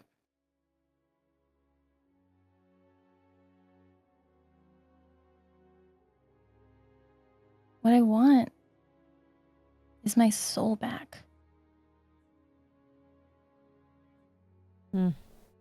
Guessing you bartered it away then? I did. It was a moment of weakness. But a lot of things have changed since then. Quite a bit. And I don't know if getting it back is possible, but I've started to try to make one.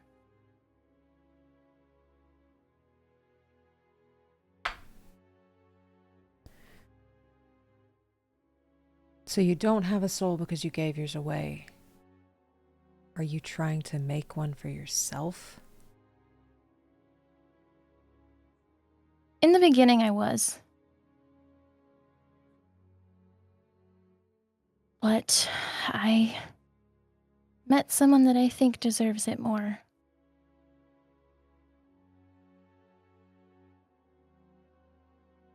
And did that person barter theirs away too? No, they were born without one. Oh.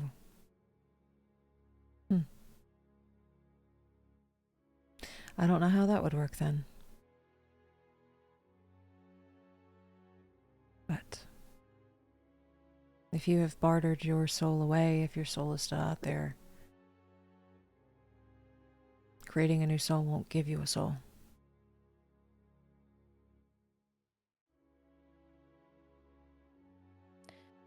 So, if I were to make it for myself, it wouldn't work.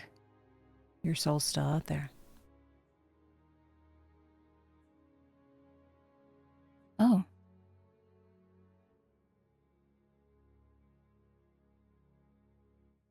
All the more reason for him to take it then.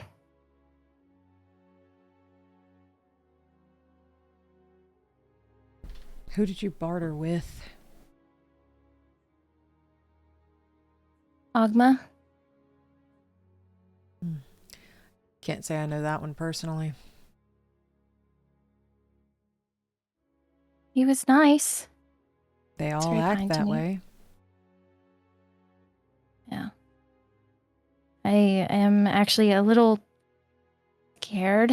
I haven't talked to him in a while, and I don't know how to ask him for my soul back. Or if he'll even consider giving it back. You see her eyes widen at that. Gods don't typically give back what has been bartered.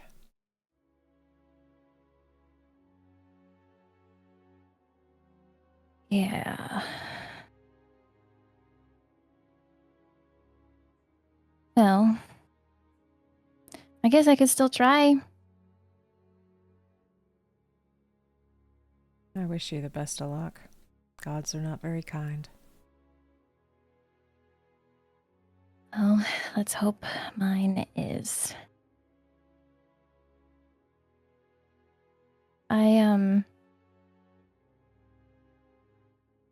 In that recipe for the soul, it was mentioned that I would need fate strings. Uh-huh.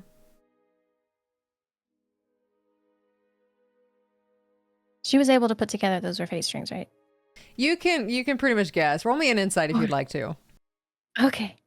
Because I didn't want to say it unless I actually knew. 14. With a 14, she can kind of get an idea of where this is going. And she doesn't look pleased about it.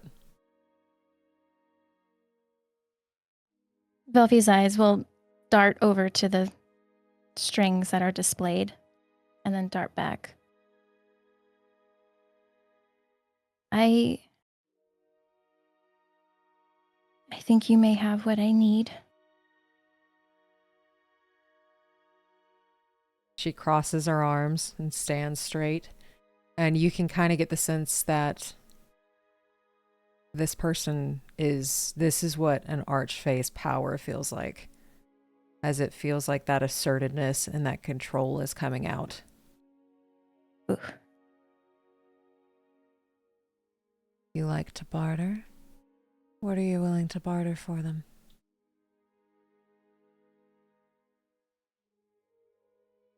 Maybe a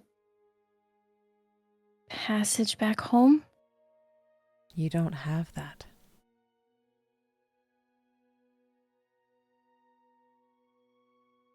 I have a scroll. A scroll wouldn't keep me there.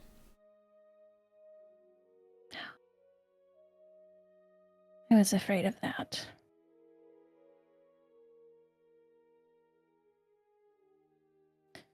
What seems fair to you?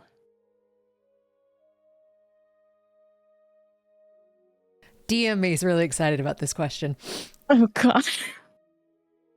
She holds out a pinky. Like a pinky promise. And above table, Velphie has an opportunity to gain a level in Warlock here, if she so chooses. With the Archfey as her patron.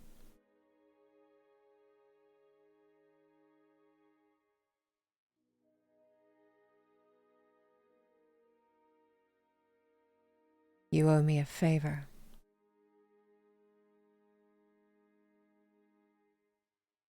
Of my choosing. Whenever I call for it. Will it harm me or my loved ones in any way? Luckily for you, I'm not spiteful.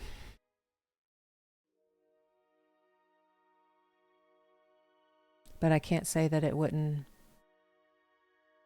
be risky. There's always a chance of harm in something like this.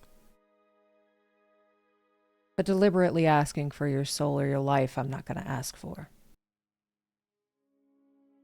Oh. That's comforting. Huh. But I'm it's more so worried about others than myself. The favor would be from you. Of you. I don't pull in loved ones for that.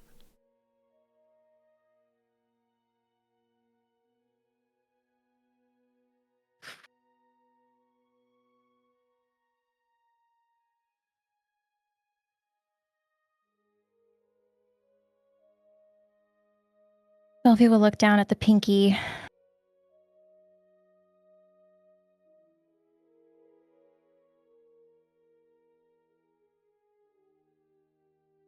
And start to slowly raise her pinky up.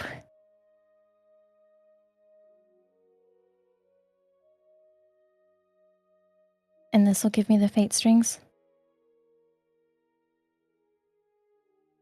She looks back at those strings.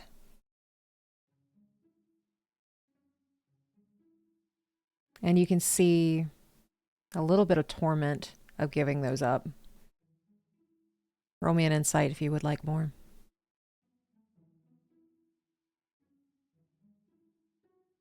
I'm going to use inspiration. That was worse. Oh no, you can take the higher one. Oh. I do have luck points. You do have luck. You are lucky.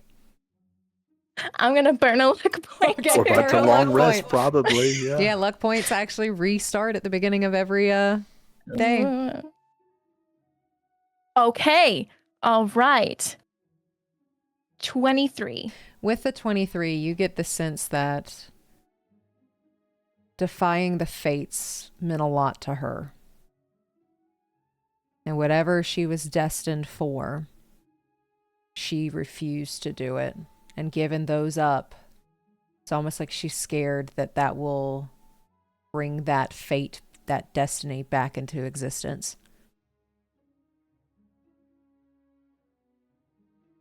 And then she looks back at you. This will give you the fate strings. And you get the sense she wants to go home and finish whatever business she had at home. More.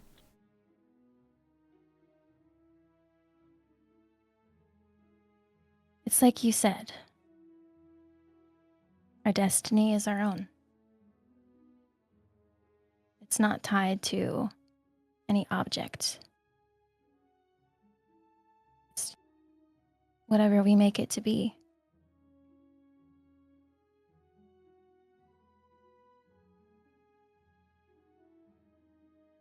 And I think this might be mine. And she will pinky. And as you pinky lock together with that pinky promise, it's almost like this, from where you all are attached, where you both are attached, you see a line of ice and a line of fire come through, and it intertwines around the two of your forearms. And then it seals in. Velphie on that hand now has strings intertwined on her forearm, like a tattoo, like a binding tattoo. And so does she. And you have connected yourself to this archfey. Above table, your next level is up to you. You can choose to get powers from her and take Warlock, or you can continue to be Bard. Okay. I will leave that up to you. But mechanically, you are tied to this patron.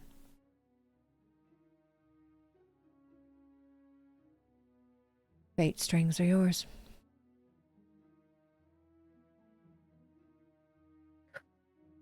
Velphie with like a couple tears coming out. Thank you for giving me the chance. It means a lot. She takes her pinky from yours and gives you a pat on the shoulder. Best luck in defying destiny, then. Yeah.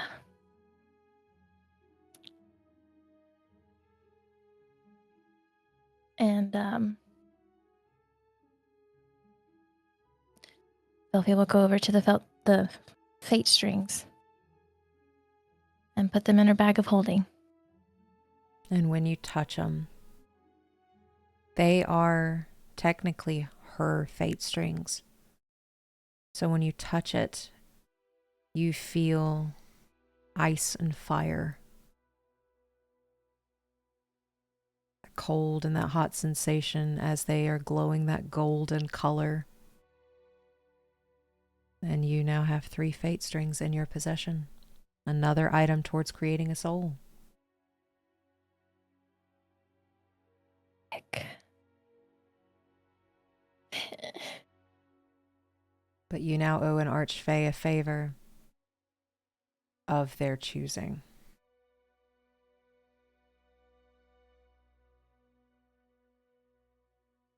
And she knows there's no way out. You have bound yourself to her.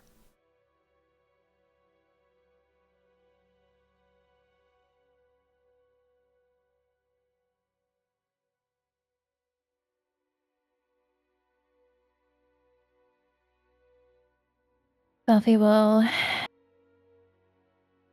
just again just turn to her and say thanks. And just go to her bedroll.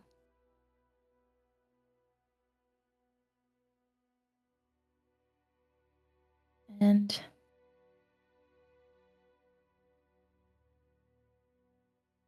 she's going to send a quick sending to Antir. I got the fate strings.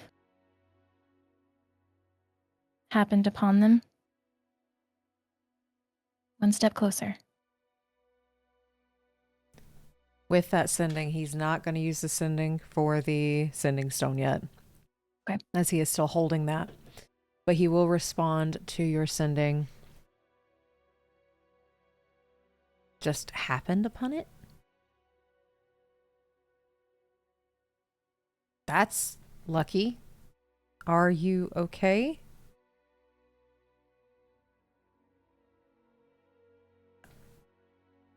Let me see. Hopefully it wasn't too much work. Told Beltov. Can't get a read.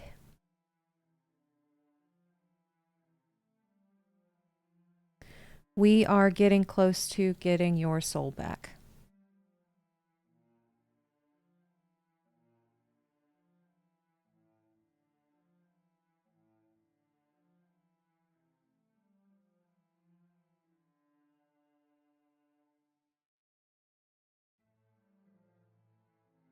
So Velphie was told that this soul that she's making won't work for her. According to Anaria, the soul you are trying to make will not work because your soul is still out there. And you cannot make a soul for someone whose soul is still there.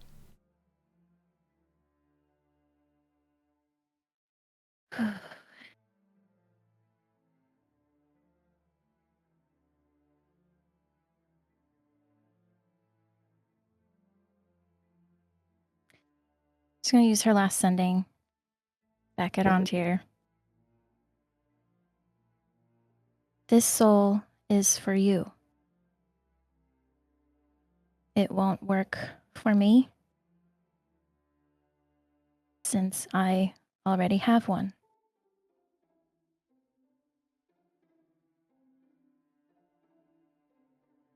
Please, let's do this together. Immediate response. When did you learn that? If this doesn't work for you, we find yours first. I come second. I love you. We are not self-sacrificing here.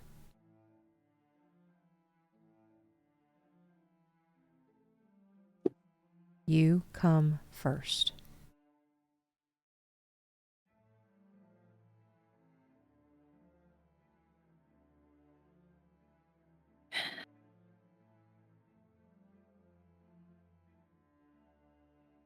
She can't send any more sendings, so.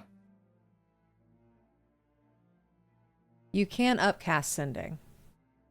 Oh, I can? You can upcast sending, yes. Oh, it doesn't show. As long as you have a spell slot, it does not have to be third. Okay. I don't know if she has a reply yet, though. So he said, how did you learn this?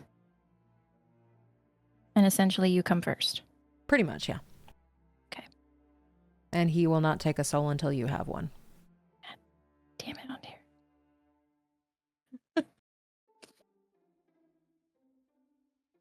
She's...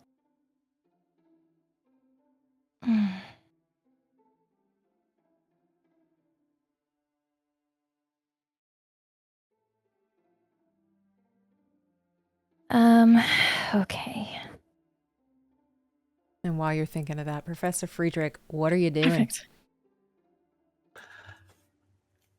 Not making mystical binding agreements with strangers we just met. No, it makes perfect sense. But I would imagine Friedrich's not a part of this conversation at all. He doesn't hear this going on. It's in like Anaria's chambers, more or less. So this is a small cottage. It's like a studio. So So I hear every word and I'm like, roll me a perception just to be fair. okay. 18. Ah, shoot, with an 18. Pike is sitting there trying to talk your ear off as Anaria is having that conversation with Velphie. But as he's talking, you do hear it. I hear every bit of it. With an 18, you get most of it. I'm just going to take note of it because I would imagine that I heard the conviction in Velphie's voice. Not something light. Not something she hasn't already thought out. Not like a passing fancy, hey, it'd be cool to make a soul. Very much like this is the most important thing. So I think I would just hear it, and then I would just try to just keep eyes on her for the rest of the evening before we go to sleep to make sure she looks like she's doing okay. Other than that, I would just be sort of hanging out and getting my head pecked. And he's not pecking you. He's just talking. Sorry, talking. Whatever Pike wants to talk about, I would try to engage in conversation. I think whenever that magic seals that pinky promise, that pact, you notice Pike goes quiet.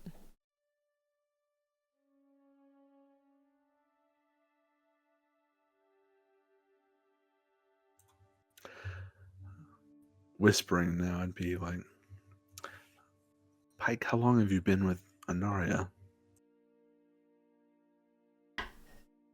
Oh, very, very long time. When's the last time you had visitors? Beltov was our last visitor. Beltov didn't like me much. He threatened to shoot me quite many times. Beltov and I are acquaintances, at best. Good, I don't like him either. He rubs me the wrong way. I think he has noble intentions, I guess, but I don't always agree with his methods. Nah. Do you remember how long ago that was?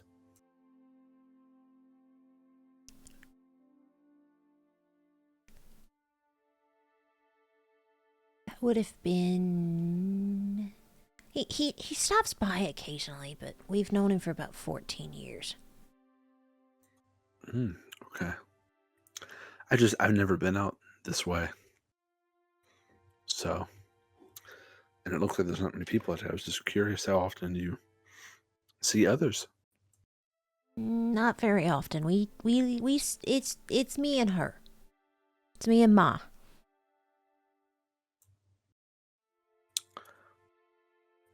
I imagine you're the only person that gets to call her Ma. Is that right? I'd like to see somebody else try. Actually, no, I wouldn't. No, that's my mom.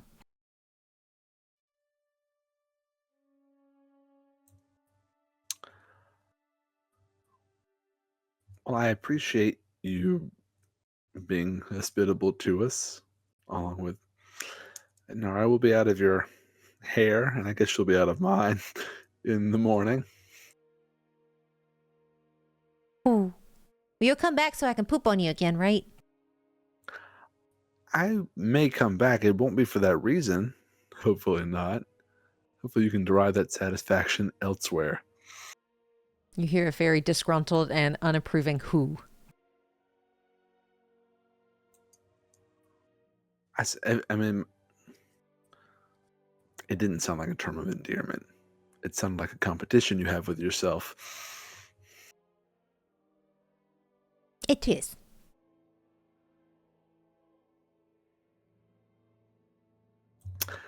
Nonetheless, I appreciate, again, your hospitality along with hers. And do you sleep? Owls are nocturnal, right? What schedule do you keep? I don't get to sleep anymore. Is she a loud snorer, or? No. She doesn't snore at all, actually. I am... Oh, what's the word? What I know, being a wizard... Roll me an Arcana.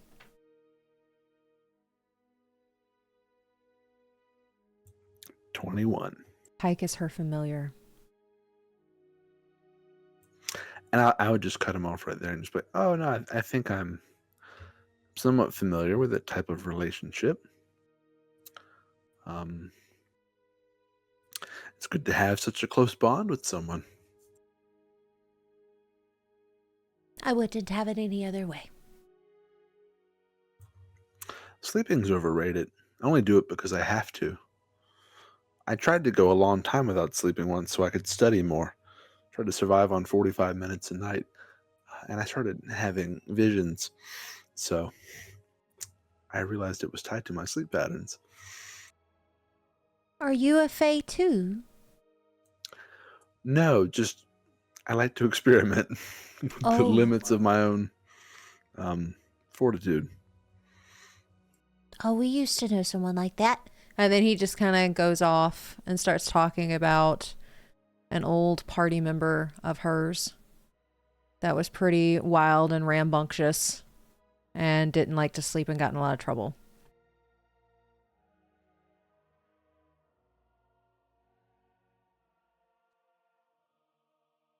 Sounds like y'all have been through a lot together. And at this time, you just hear, whoo, whoo.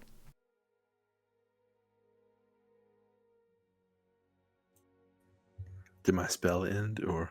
Your spell is ended. Well, good night, Pike. And I'm going to try to settle in. Whoo, whoo. And as you are settling in, and Pike is just kind of like doing little stompies on you as you get yourself situated. And then once you finally start to lay down, he flies off to where his mother is. And Velphie, how are you? Do you have anything else you wanted to send? I do. Okay, so I can upcast to like a 4th level. Yeah, so there's no extra benefit to it, but as long as you have a spell slot above that, you can send it. Okay. I was going to guess that might be why it doesn't show on Beyond, because there's no upcast benefit. Okay. Well, okay, yeah. She's gonna say, met someone versed in souls. She helped me. My soul may not be possible, but yours is. We can try to do both. Love you. You immediately get back. Who is the lady? We will do both. No exceptions. I love you. You will have a soul. You will know what that feels like. And he runs out of words.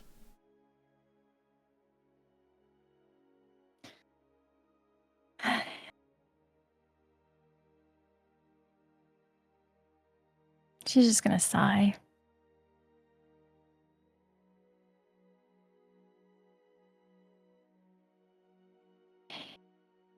I don't think she's gonna respond. And you all are able to. Are you going to sleep? Velphie is. Okay. You all are able to get a long rest. And since this is a very comfortable bed that she has created, and Archfey made you a bed, you all have a D4 to add to a roll the next day. As you all get to experience a nice long rest. So you can press that long rest button, get those hit points back, get those spell slots back. And as you all wake up, it is warm, it is cozy in here. But as you wake up, you do see some food on the table for both of you. But Anaria is not here.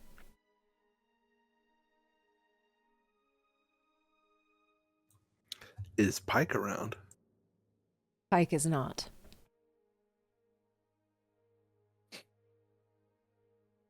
Well, good morning, Professor. Morning. That was not a bad sleep. Much better than our alternative. Yes, so much better. Very reminiscent of Golmax. Yeah. I need to schmooze up to him a bit when we get back to Limbo. See if we can do something with that cot in my room. That's not a bad idea.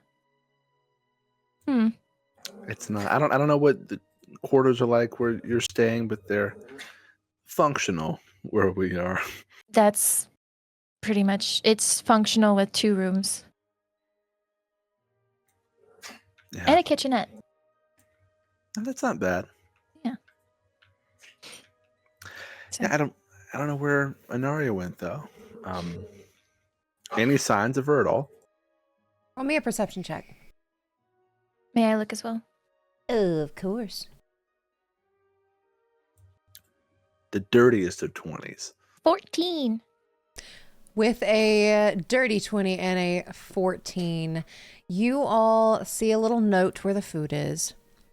And it just says very short, sweet. Steal anything, I have your names. Enjoy breakfast.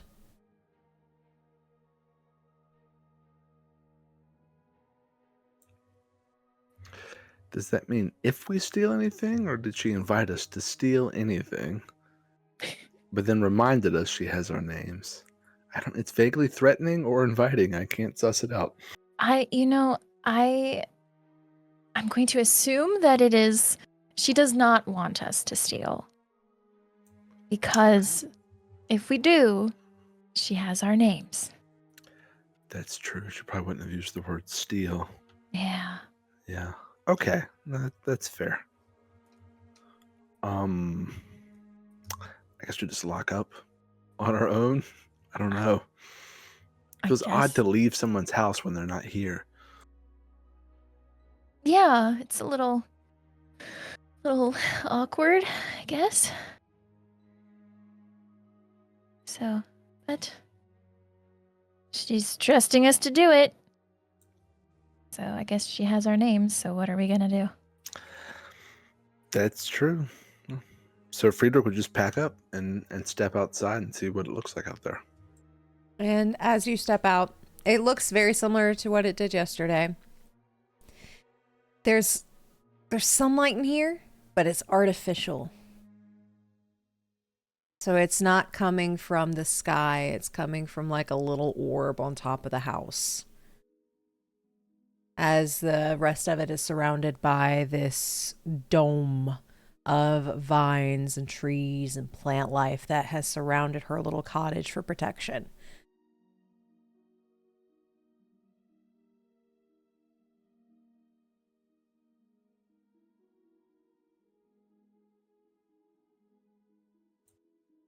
Well, I kind of don't want to go, but I do at the same time. Yeah, I wonder if we could stop back through on our way back to Limbo. Do I know that Professor heard everything last night? Or most of everything? Roll me. What do we want to do this as? Let's do this as, like, if you can see, like, through his body language that he knows something's up. Roll me an insight at disadvantage because you weren't focused on him. Okay. And I will say I'm trying not to give any indication. Okay. Roll me a deception. Okay. 13. 5. I'm not doing a good job. You know.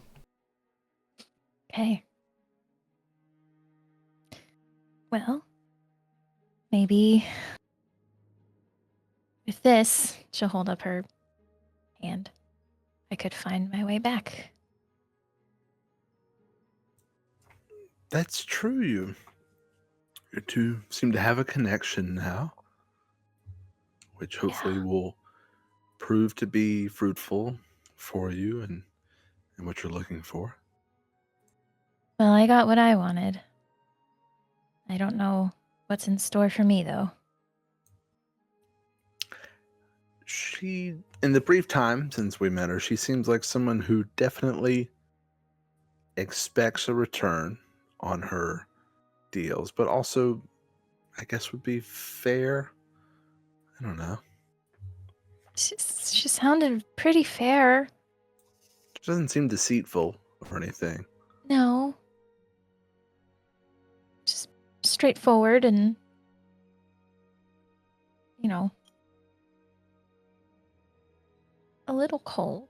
But she seemed nice. If all I had to talk to for 150 years was a bird. And Beltov, I might be a bit standoffish myself. Wow. Beltov just knows everybody, doesn't he? He seems to. Maybe I wonder he's if he casting spied friends. on her. He might be. I mean, he would have to, because he's not very warm and open on his own. He would certainly need magical help to befriend someone. Anyway, it's, he's a part of the group that we're with, and that's what it is. We don't always get to choose who's in the group, I suppose. I suppose he's okay if Ontir likes working with him and things. And he helps you find your dad. Yeah. I haven't heard any complaints from Ontir, so it seems like they're getting along fine. That's good. Maybe Beltov's warming up a bit. Ontir is hot. Mm-hmm. Friedrich's just agreeing to keep the conversation moving. He's not sure what he's agreeing to, but he's like, yeah, that's true. And as you all are able to get your stuff, get your bearings, and starting to head out, the horse and the goat are perfectly fine. They seem to be very content. They even have like a fresh thing of hay and pellets and food for them to eat, as they are both munching on that. You get the sense that they're just kind of like, oh, we're leaving already, as they perk up their heads, but they are ready to go. They do need to be saddled up. Their saddles have been kind of placed off to the side, but are very neatly taken care of. Yeah, Straya, we gotta go. She'll put the saddle on and poke the tongue. She'll actually reach into her bag and pull out a couple sugar cubes. Almost like cat eyes. The eyes just get a little bigger as she very gingerly takes a sugar cube at a time. And she'll just rub the snoot. We'll be fine. She gives you a nod. And I would do something similar and greet Beatrice and get her all set up and ready to head out. And your little old goat gives you the same kind of loving back as you all are able to head out. And it's almost like this circle just opens up for you, like you have permission to leave or enter at that point, like it knows who you are. And it opens up, and as soon as you all leave, it closes back. As you all start heading your way towards Esarora with 1 day of travel left. Velphie rolled our very first day. Friedrich rolled for our second. Is it generally assumed a higher roll is better for this? Not necessarily. That's good, because I got a 2. All right, roll me a d6. I was wondering whether I should use that D4 on it, but a 1. As you all continue moving towards Esarora, the trees start to thin out, and it starts to become cobblestone as you all are making your way towards a college. And as you continue, is there any conversations you two wish to have on the road with anybody or anything? There's one thing Friedrich was going to say to Velphie about what he saw last night. And I think as they're just walking along, he would just sort of casually bring it back up and say, I didn't mean to pry. I caught a few words that were exchanged between you and Anaria and what you're trying to do. And I don't know if it would help, but I have a book and some exercises, or you could call them rituals, that may help you get a bit closer to your own soul. I don't know how that would work since I don't know the current state of yours, but I completed them and they helped me learn a bit about myself. And a couple of my students, Axe and Z, tried something similar. So I'd be happy to share what I know about it if you're interested in it. I'm definitely intrigued. Like I will. I'll look at anything. So. Yeah, I mean, if anything, it's more knowledge, which I know you never turn your nose up at. So maybe We love knowledge. Yeah, always be a student. That's what I always say. I think. I don't know. Lifelong student, something like that.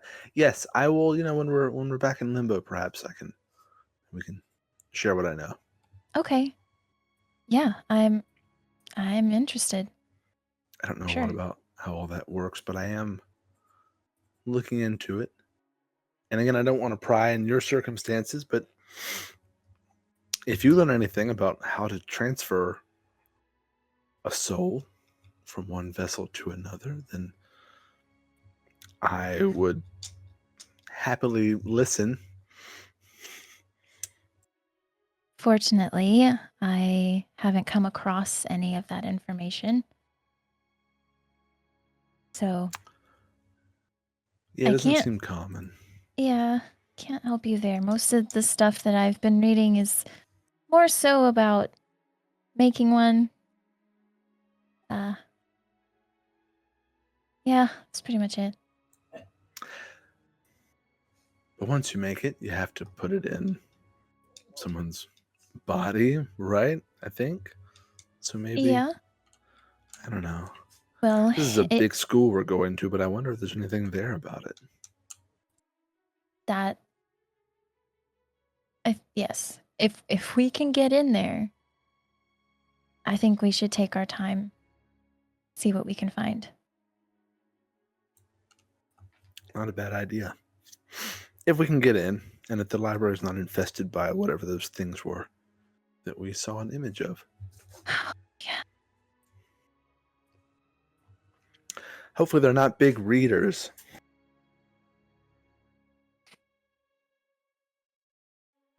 I think the only thing that I want to read is the inside of your body so they can eat it. Yep. I'm sure they don't care what the bones are in the foot. Just gnaw on them. Mm-hmm. Yeah. Well, we'll figure it out. Yeah, just something to keep in mind. I think we may have mutual interest there. Yeah. Why are we trying to transfer a soul? I don't know how much I'm at liberty to talk about it without betraying someone's confidence, but you don't have to. I'm not trying to necessarily hide anything for my own sake. You remember Z and his brother Axe, and obviously Z is a little bit different from a lot of us. Mm-hmm. But I think it's a similar situation, or maybe almost, not to oversimplify it, maybe almost the opposite situation of what you're dealing with. Whereas you have your body, but not your soul. Z seems to have his soul, but not his body. So there's nothing in that armor? There's a cat named Boo that I think Right. rattles around inside. I'm not sure how comfortable it is. Hopefully there's a perch in there, but no, I don't know if you've noticed, he doesn't eat or drink or sleep or anything. Yeah, he just kind of shut down that one night that we spent all together. But yeah, oh, how do you lose your body? How did you lose your soul? I bartered it. I don't know a lot of the specifics, but I think they may have done the same.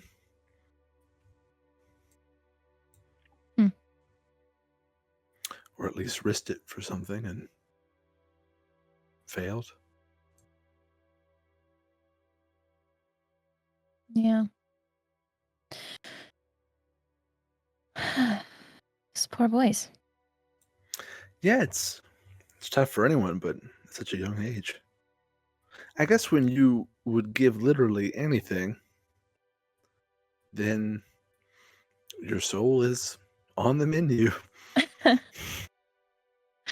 Not for me. But Well, like you said, you bartered it. You gave it for something. And again, I don't want to pry, but maybe it's a similar situation.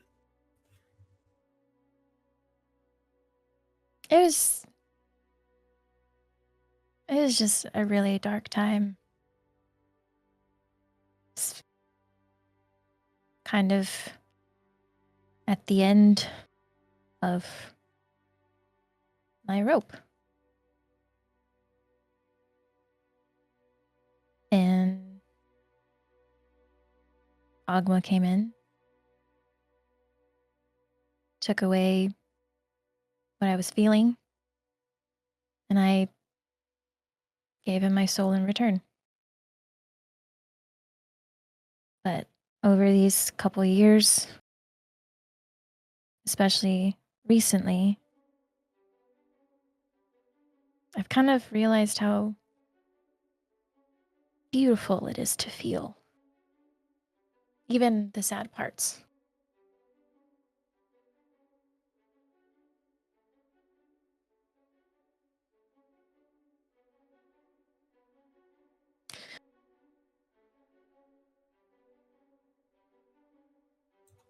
So, yeah, that's pretty much it. It's understandable. I don't know what led to you feeling that way, being at the end of your rope. Life's not easy in Sydonea. We all have our own things to fight through. But I think you're right. There's definitely there's a relativity to it. You you don't really know peace and happiness until you've had suffering. So, but it sort of takes one to know the other. Yeah. And now all I have are memories, whispers of what it is that I'm feeling. You know, I kind of get it in a burst and it just dissipates.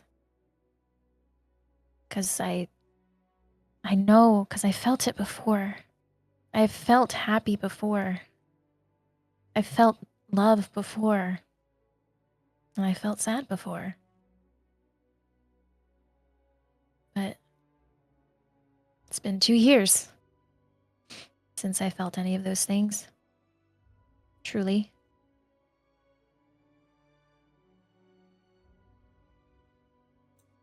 Has your time with Antir helped or changed anything? Maybe brought something back? Yeah, that's kind of what ignited everything. Set my heart ablaze. He is hot, as you said. He is. And I don't know, it just kind of gave me a reason again. And then found out my dad was alive still, so there was another one. It's just all these things coming together and I can't feel it.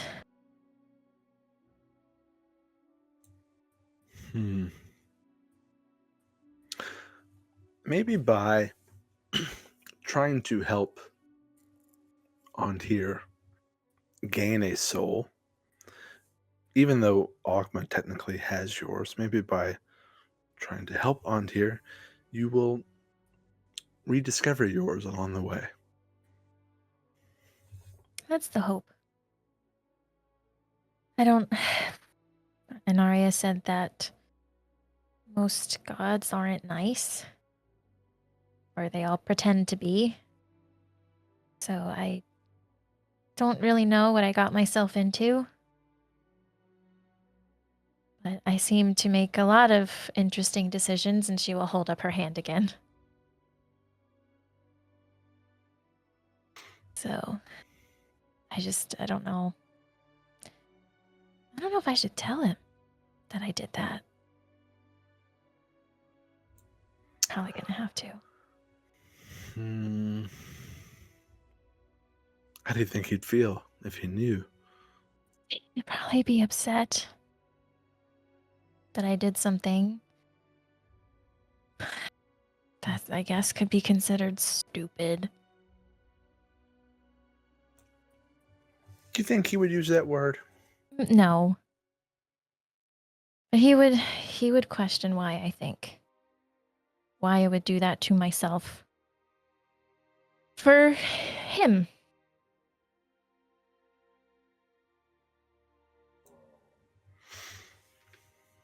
He's very adamant about getting my soul first. With what Inaria said, it just doesn't seem like it's going to be easy or something that I can do quickly.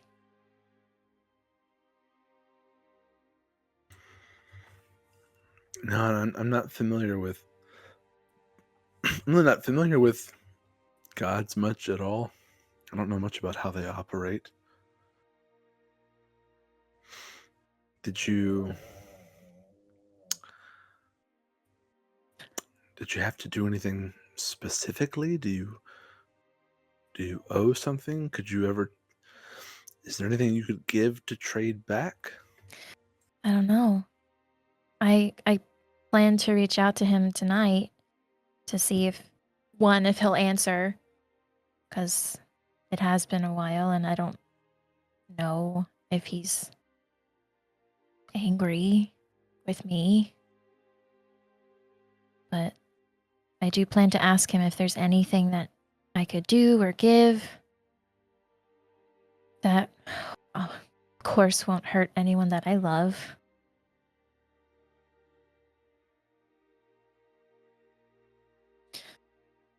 So I guess we'll just have to see what he says.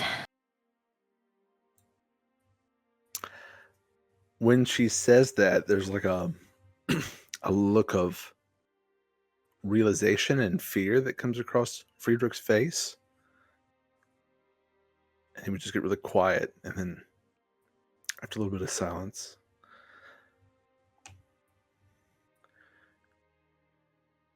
with him making a deal for a soul, you don't think he's in any way tied to the high table in this entity that also wants souls? Do you?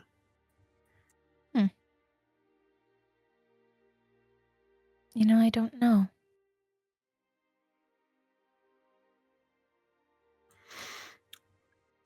It sort of crossed my mind. First, I had the terrible thought of, well, maybe we can just find another one and exchange it.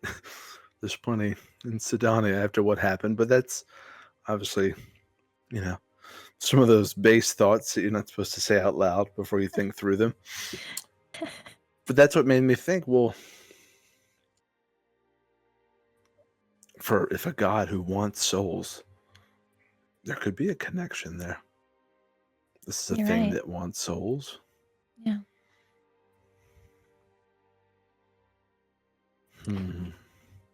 Well, if I get the chance tonight, I don't know what's gonna happen, since we should be there, I think, by evening. Well, we'll see what happens. And hope for the best. A merciful God. Or a reasonable one at best. Yeah. And as you all are having this conversation, roll me a perception check.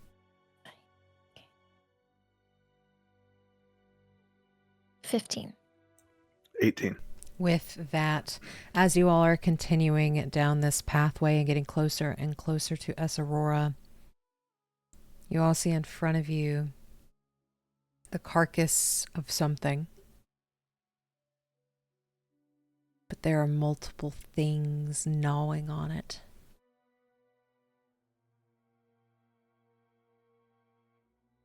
Are they big things? They are big. Okay. One specifically is a lot larger than the other ones. Do they look like those things Inaria showed us? They look similar. Are they wearing people clothes? They are wearing lesser clothes than what Anaria showed you. Anaria showed you something with robes. These things have bandages covering their arms and legs, parts of their head. They have mangled bits of fur coming off. They have snouts similar to what you all saw. They're not quite as long, as they have these like mouths that come up to halfway on their face with sharp teeth that are digging into this thing that they're eating. It looks like a deer carcass or something. But one of them has a hood on, like a cloak hood.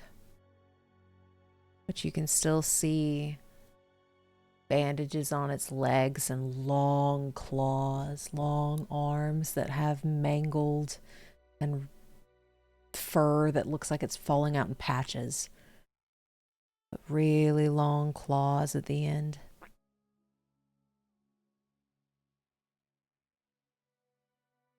We are going to see. Roll me a stealth if you're trying to be quiet as you see these things. I think I might add my D4 to this. Same. I don't know if it'll help though.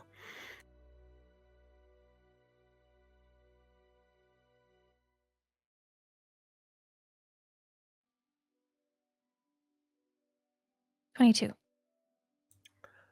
11. Alrighty. You see them pick their heads up from this carcass, and they look directly at Professor Friedrich. And you hear this coming from them and this really loud squeal that doesn't quite fit. I need you all to go to roll 20. Oh, Do I yeah. have time for an action or anything? I'm going to say since you failed that stealth check, no, but Velphie does. Okay. I'm gonna cast Mirror Image. Alrighty. I'm going to roll for their initiative really quickly. Should we roll our own? Yes, if you guys would go ahead and roll your own. Ooh, I get advantage because of my dagger. Oh, Nice. wait, I get advantage. Yeah, you get advantage because you attuned to it. It's a natural Do I get 20. advantage? Nice. Do I get advantage? No, you don't get advantage. I got a 5. Oh no. Okay, but this maybe this could help. The 24. Alrighty. So our initiative is going to be Velphie, pink, red,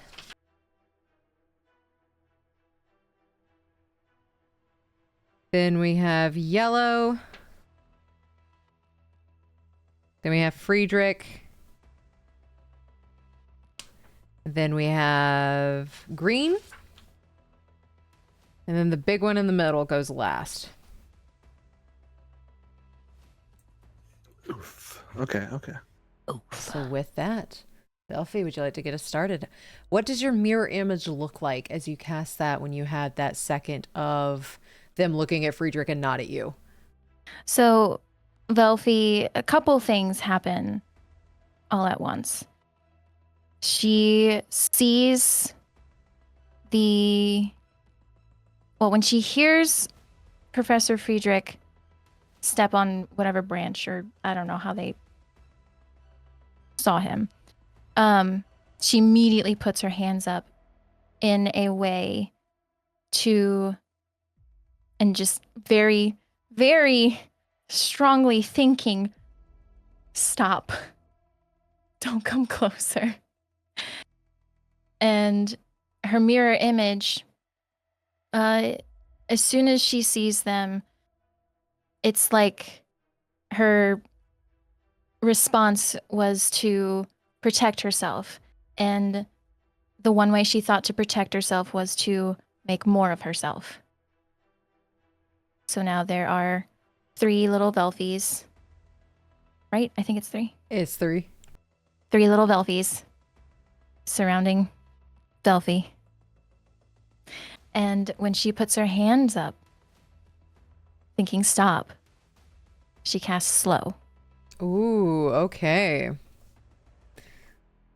And tell me what I do for slow. Okay, so up to 6 creatures, and there are 5, so all of them. They need to succeed on a wisdom saving throw or be affected by the spell for the duration. Let's see. The one in the center rolled an 18. Pass. Okay. Yellow rolled a 19. Pass. Pink rolled a natural 20. Pass. Red rolled a 4. Fail. And green rolled an 8. Fail. Alrighty. And what happens to them as you cast slow? The affected target's speed is halved, and they take a -2 penalty to their AC and dexterity saving throws, and cannot take reactions. On its turn, it can make either an action or a bonus action, not both, and it can make only one attack if it takes the attack action. Ooh, So, okay. if it casts a spell with a somatic component, there is a 25% chance the spell fails as a result of the target making the spell's gestures too slowly. Ooh, And nice. Okay. an affected target repeats the save at the end of each of its turns, ending the spell on a success. You got it. All right. So they are slowed. And what does that look like as you cast slow for the very first time? So the way I imagined it was Velphie, she shoots up her hands and she's like in a panic thinking stop. And this kind of like wave, like you can like visibly see like a wave in the air just kind of shoot out. And I imagine like one of those deep booms, that you hear, like type sound as it like flies through the air towards them. And then they just start to slow down.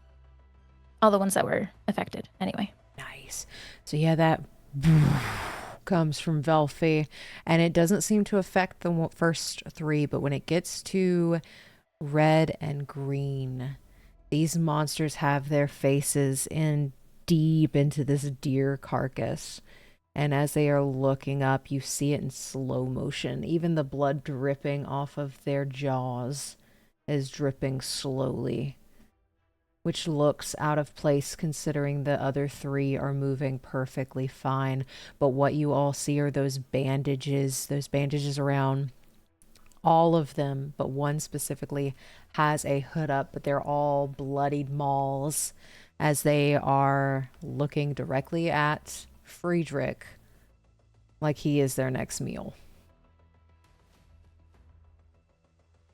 And with that, Velphie, is there anything else you'd like to do on your turn?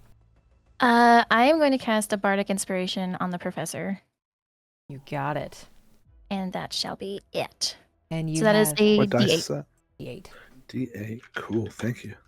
And with that, it is now Pink and Red's go. Pink is going to go first. And Pink is going to use their movement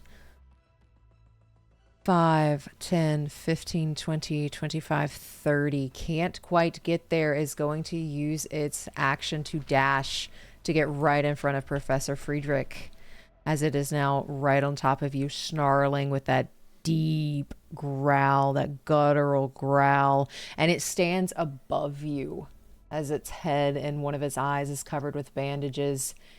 And it's just rotting on one side as it takes that growl. And that is Pink's go. Red's turn is up next. Red is currently slowed. So Red is going to 5, 10, 15. That's as far as it can go. It is going to use its action to dash.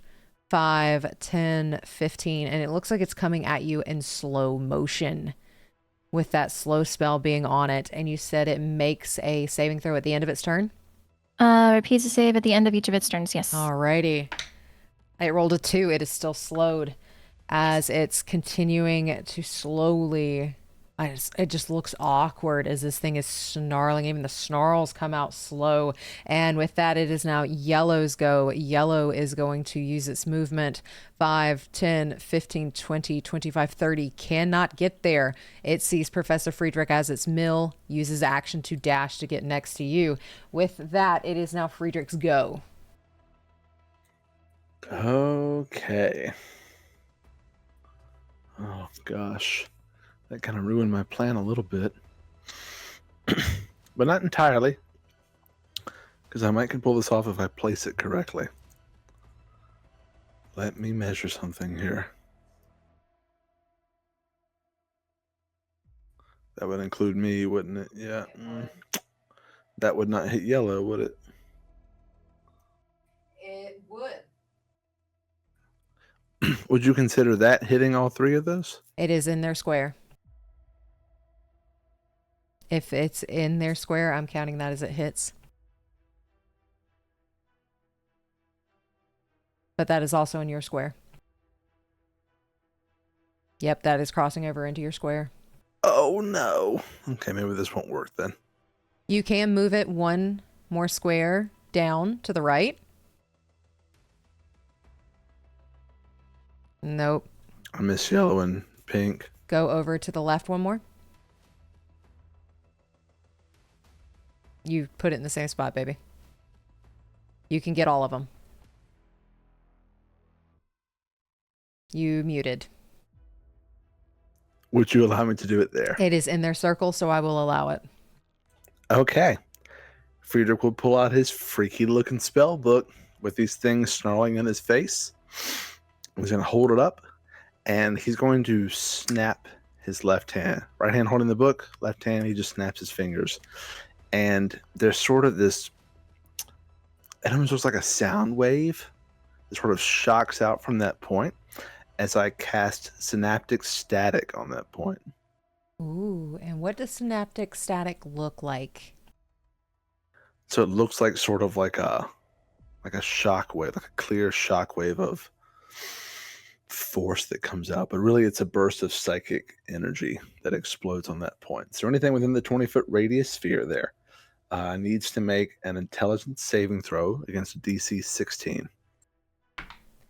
Failed for Pink.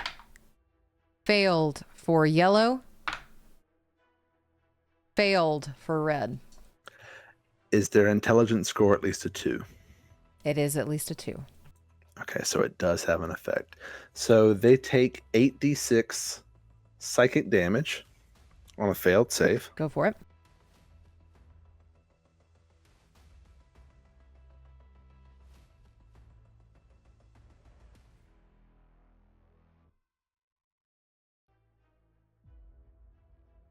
$27 points of psychic damage. Repeat that. 27 points of psychic damage. How do you want to kill Red? So it's supposed to be like a burst of psychic energy in their head. So I would say almost in like a Mars Attacks kind of fashion. I would say like it looks like the inside of his brain is like pushing out and then his head just explodes. And as his head explodes, you all see brain matter coming through his ears as his brain explodes, and you hear this from the yellow and the red one as they hurt. And you do get the sense they are howling. They are not talking. They are not smart. As they are howling at you. And is there anything else you'd like to do on your turn? For the two that are left, for pink and yellow, for the next 1 minute, they have a d6 against all of their attack rolls and ability checks. A d6, okay. At the end of each of their turns, they can roll the intelligence save again to try to get out of it. But for 1 minute, they have a d6 against all attack and ability checks. You got it. And with that, it is Green's go. Green is currently slowed 5, 10, 15, 20, 25, 30. He's going to use all of his movement to get to there. He cannot go any further. He's going to try to make that save, and he fails, so he is still slowed. Can I, before my turn ends, can I do my bonus action? Oh, I'm so sorry. Yes, you may. No, you're good. I was just making sure I could do it as a bonus action. I would like to Misty Step. Yeah, I believe it's a bonus spell or bonus action spell. So yes, you may Misty Step. I apologize. No, all good. I don't want to interrupt. 5, 10, 15, 20, 25, 30. You got it. You were able to Misty Step. And is there anything else you'd like to do on your turn? No, that'll be it. Sorry, it took me a minute. No, you're good. You're good. You're good. So you're able to Misty Step and get out of the way, and they just do this howl as you do it. So you were being loomed over by these two massive jaws, and now you're just under a nice little tree. As you have Misty Stepped away, Green has gone, and now it's the big thing in the middle's turn. And this thing stands taller than all of the other ones. So she is going to use her movement. 5, 10, 15, 20, 25. And she gets right up on Friedrich. As again, Friedrich is the one that they saw. She is going to take both of her attacks against you.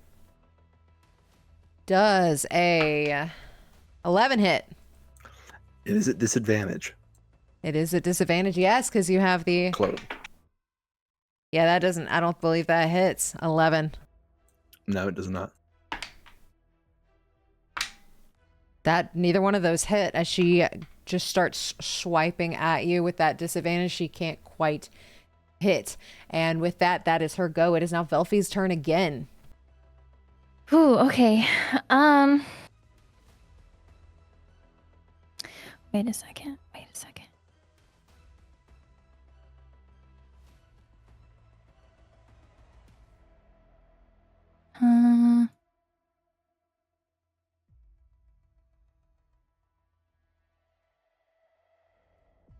Okay.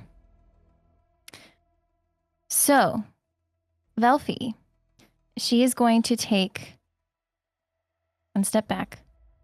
You get an opportunity of attack by doing so. Is that okay? She'll take it. Alrighty. Pink is going to take that attack against you. Doesn't hit. And seeing what the professor did with channeling this psychic energy, she's going to try to do the same. And picture this kind of ball of psychic energy and shoots it out and tries to hit. Where is it? Where's the ruler? I need to find the spot again. Was that the spot? This was the spot. Hit all of them with synaptic static. And pink and yellow had that d6 against it from their existing one. Alrighty. What does your synaptic static look like as you cast this? The way I kind of pictured it was like she sends out a this kind of hazy, pinkish dome. And it just kind of encapsulates them all. And in that dome is this intense pressure, psychic pressure that's just pressing and pressing and pressing on their brains. Nice. All right, let's see how they do. The first one, big lady, fails with an 11. Yellow fails. Pink fails. Green might make it with a 16. Needs a 17. Needs a 17. They all fail. Okay, so little thoughts for a minute. So they take full damage. So that is 8 d6s, correct? I Yes. believe so. That's what mine is, but your Yeah. spell save is higher than mine, so I don't know. And it's still 8 d6s. Oops. Okay. Okay. 10, 14, 15, 16, 17, 20. 27. Imagine. 27 points of psychic damage. How do you want to do this for yellow, pink, and green? Oh, nice.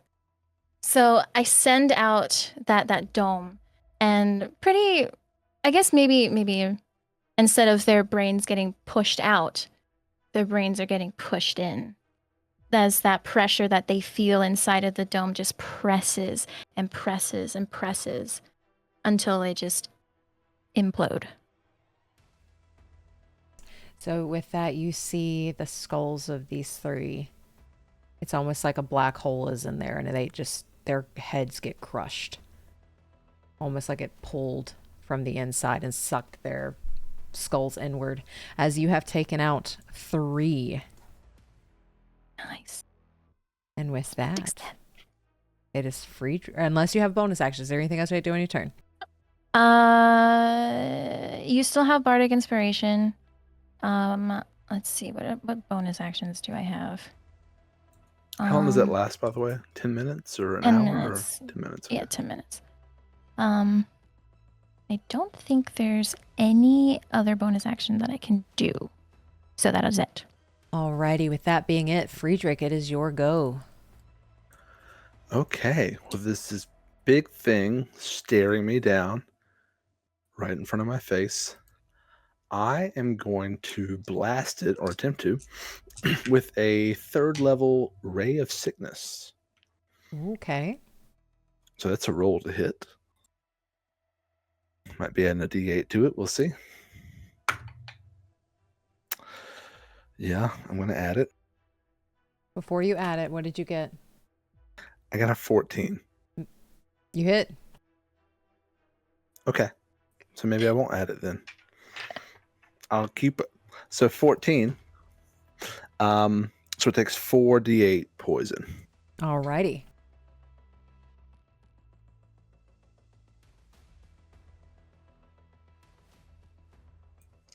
Two ones. And 15 points of poison damage. Alrighty, it takes that 15 and it is still standing. I'll save that Bardic Inspiration there. That's only to add to my stuff, not to take away from anything, right? I believe so. I'm pretty sure it just Yes. adds to your roll. Okay.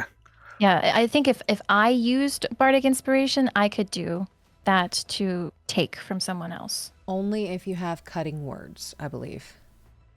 I do have cutting words. I don't Cutting know Bard words. very well. I believe, yes, you can use an inspiration die and take that away from Yeah. someone else. Yeah, so. Okay. Regardless, I'm going to move away from this thing and I'll take the attack of opportunity because I know it's synaptically foggy and has disadvantage anyway on me. Alrighty, so that's a 15 to hit without the d6. I have 14, so that's a disadvantage too. Doesn't hit. Yeah, that was a disadvantage. Okay. So I'll move away 30 feet. Can't hit. 5, 10, 15, 20, 25, 30. Way over here. And that'll be my turn. Alrighty, and it is now her turn, and she did not like that. She follows you. Big jerk. At disadvantage, she rolled a 3 and a 4. She doesn't hit on the first one. At disadvantage, she doesn't hit on the second one either. And she rolled a 2. So she just chases after you with this bloody maul, trying to bite at you, trying to claw at you with these giant claws, and she just can't get you as you are bobbing and weaving with this new cloak of yours. With that, Velphie, you are up. Velphie is going to look at this creature, and she's gonna hold out her hand, and you'll see this kind of pink smoke, almost in the shape of like ghostly figures, as they kind of shoot out from her hand. And she says, "In your head, these sounds will creep. I'll make you suffer. I'll make you weak." And she casts Dissonant Whispers. Ooh, alrighty. So that's a wisdom save of 17. A wisdom save of 17. Fails. Yes. Okay. So 3d6.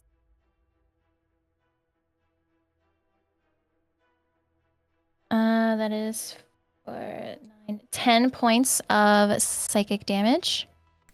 And 10. then must immediately use its reaction, if available, to move as far away from me as it can. Well, 10 is exactly what you needed. What? So how do you want to take her out? Oh, okay. So those ghostly figures, they shoot out from Velphie, and they start to kind of wrap around this creature and slip inside, like through the nose, through the ears, into the head, as those whispers start to grow louder and louder and louder until, like, the head just pops. And her head does exactly that as she's taking this snarl at Professor Friedrich. Professor Friedrich, in front of you, this thing's head just pops, and you are covered in the gore and teeth of what this thing used to be. And with that, you all are out of combat with the bodies of these mangled corpses in front of you, a devoured deer in front of you. Can Velphie just kind of check the nearest one to see, like, if there's anything on it, any kind of indication as to, I don't know, anything? Roll me an investigation check. Investigation. That is a natural 1 + 6. You don't want to touch it, so like looking around at it and trying to pick at it and see if there's anything on this body, you just can't quite find anything. There's a bunch of old gauze and bandages that they were used to wrap a wound, but it looks so dirty and so gross. This has probably been a very long time since those bandages were put on. Okay. You don't find anything. Okay. Can I see her doing that and try to do the same thing? Sure, roll me an investigation check.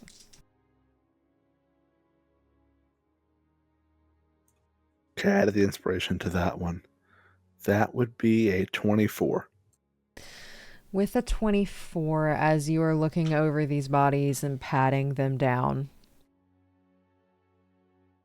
you find a piece of paper in one of their clothings. And it's a map of Esarora.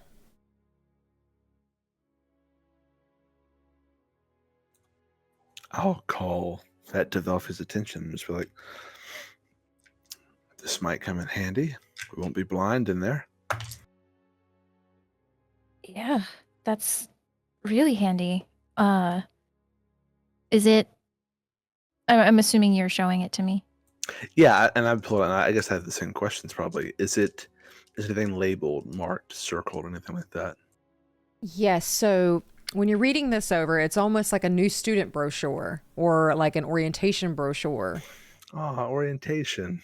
Welcome to campus. Welcome to campus is what this is pretty much. Welcome to Esarora. So it is very well labeled of things that are on the camps or the campus. So you get like main building, you get abjuration ward, you get transfiguration ward, you get all of the magic wards and where they are located. You see the chapel that's on the map and like a place of not refuge, religious sects if you wanted to go there, a place of worship, there we go. In case any students wanted to go, you get where the dorms are, what dormitories, you get the male, female dorms, the co-ed dorms, you get like very much like a campus map.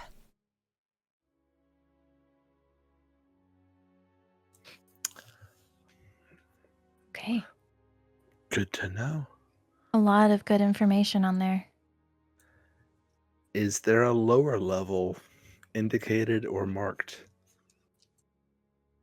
You know where the main building is, where headquarters is, where the main part of the wizarding school is.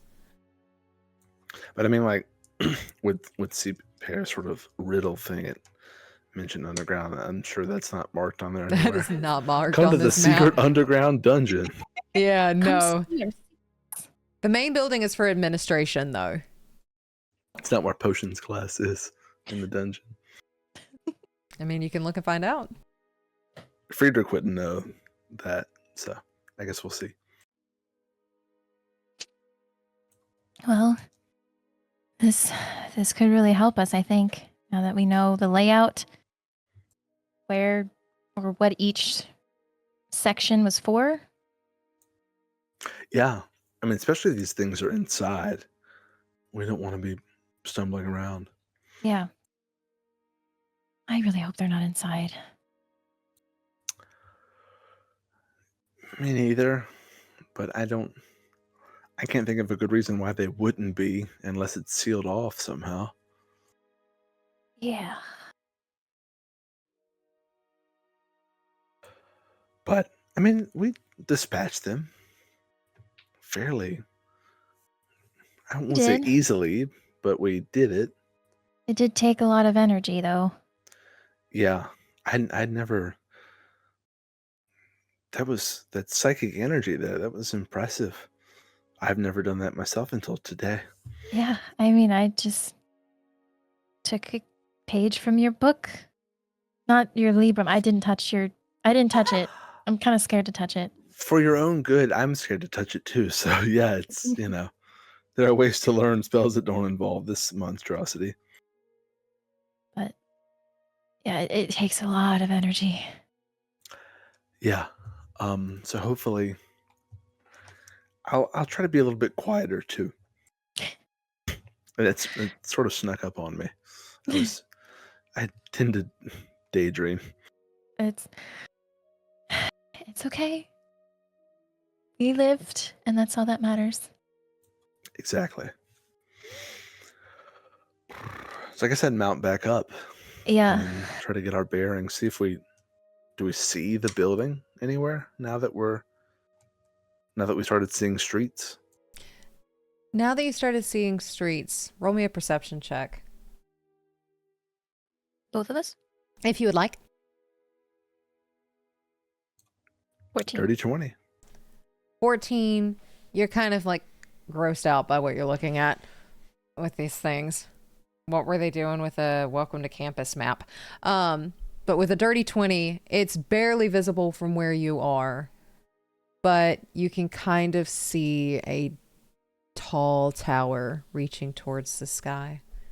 You're getting closer. I would just point that out to Velphie and say, I think that's our bearing. Yeah. Seems to be the only building around. I think. I don't know. These are gross. Yeah, they are, as I'm wiping black goo off of myself. I'm so sorry. No, I'm just glad you did it. I mean, It's just, you know. Better alive, I guess. Yes. Absolutely. Well, And with shall we? Lead on, or we'll go together. that, you all are able to start making your way towards Esarora, and you spend the rest of the day getting there. But as the sun starts to go down, as you slowly start making your way towards Esarora, you start to see it. It used to stand in grandeur, and you can tell by the streets that your mounts are walking on, by the buildings that have started to pop up. You are currently between some. This place used to be really nice. And probably very beautiful. The towers to the wizarding school used to reach for the skies and be so full of magic. But this place is now crumbling and barely standing. As you continue walking, you do start to see some beasts roaming. And they all have these dark blue uniforms on that are tattered and old. And Professor Friedrich, as you see these beasts, you can't help but to think of your students back at the university. These used to be students at one point.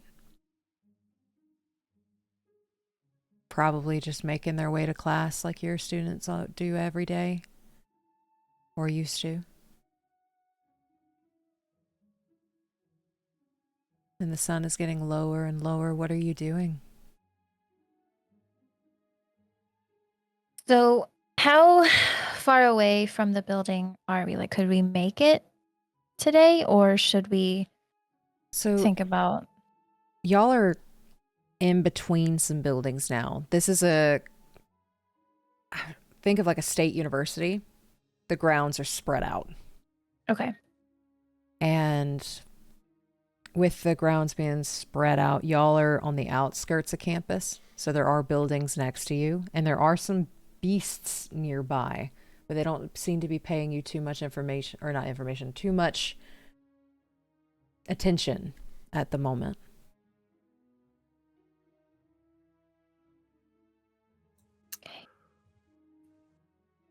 Can we tell which one's the main building from the map? There is a tall building further in the center.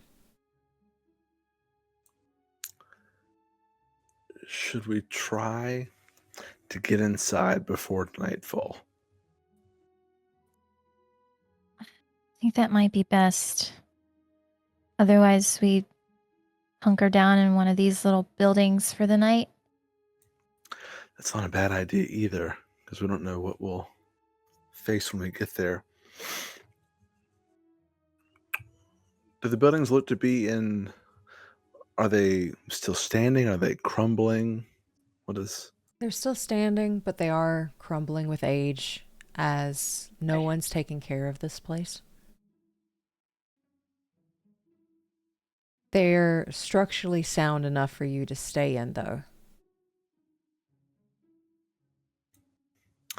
I think we're at a disadvantage at night. I think so too. I think it might not be a bad idea to find one of these smaller buildings off the path here and maybe just stake out the place a little bit. Okay. Sounds like a plan. We don't have crystals anymore, so... We do not. So we need all the help we can get. I don't think any is coming, so it's just you and me. Well, put it out there. Roll me a survival check to see if you can find a decent building and a place to hunker down for the evening. Natural 20 That's plus 2. 3! Yeah. God. Professor Friedrich, you're thinking about students at the moment. Your brain's somewhere else. This is bad though, because I can't survive in the wild, and I can't survive in an urban setting either. So where am I surviving? Oh no, but Velphie with that 20, that natural 20, there is a building close by that the door is slightly ajar, but it looks safe enough and tall enough that you can go into for the evening and possibly scour the place from a high vantage point. Okay. She will point out the building. This one looks pretty good. I agree, yeah. Lead Straya over. Is there, like, room to bring Straya inside? We're going to say that these are pretty big buildings with those double doors, and students range from all different heights.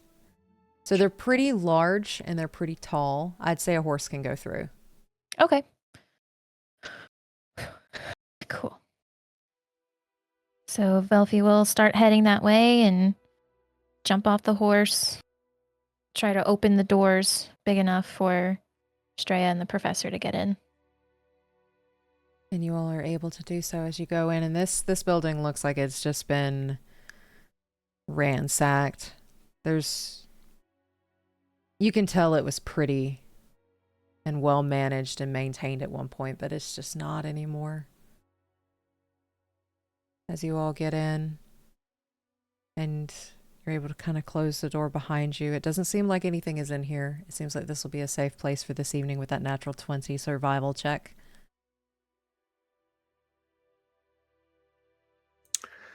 Is there a way to hold the door closed, put something in front of it, prop a chair under it, something to sort of barricade it? These are big doors, but roll me a perception check. 7. With a 7, you grab a little chair, put it in front of it. That'll hold it. Could I, seeing the professor do that? Yes, Could you may. Okay. Wait, do you want me to help or should I roll? That is up to you two. I think you should roll, probably. Okay. What was it? Survival? That was a perception check to see if you see anything. Perception. Okay, sorry. Perception. 21, 22, 23. With a 23, you do see, you get the idea of what Professor Friedrich's doing, but that quite isn't the way to lock these kinds of doors. You find some like big, tall, standing candelabras that you figure out how to stick in between the doors so that way they can't open. You do know if you do this, though, you can't get out of that door very easily either, but things can't get in. Yeah. You've kind of barricaded yourself in and things out. I mean, this will work. But Yeah, we can always run further into the building, jump out a window. I don't know. I just feel a little bit better knowing that the doors won't swing open at 2 a.m. Oh yeah, I understand that for sure. So, what does the building look like? Is there like, can Velphie look around and see if she can find any of the things that she was sent here to look for? Roll me a perception check. Also, was the building labeled in any way? Did it have like a hall of something, a subject that was studied there? Did it have like a name? Roll me a perception check. 18 for Velphie. 18. Dirty 20. All right, with an 18 and a dirty 20. This looks like it's an old, like, cafeteria-like building. So the things that CPAIR sent you out for, you probably won't find in this building. There are a lot of long tables, and it just kind of looks like this is a place where people brought their meals, would take their breaks.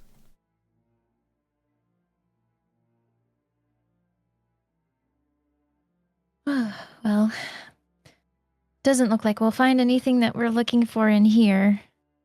But I'm just glad we found a place. Yeah, somewhere nice and quiet, and then when it's light again tomorrow, we can venture out. Yeah. And as you say that, and the sun starts to set, and you can see that orange coming through the window and slowly dissipating, you start hearing ding, ding, ding, a very deep bell.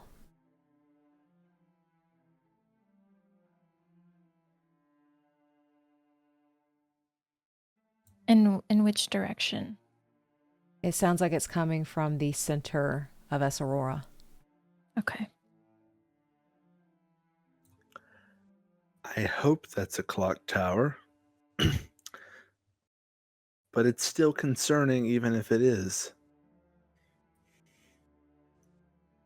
I wonder if that attracts them to the building? The loud noises? I don't know. Can I look out a window and see if I see anything out there reacting to it based on what Velphie said? Based on what Velphie said, you go to a window, and you can't really see from this level because you see just other buildings. But there is a higher level if you would like to go.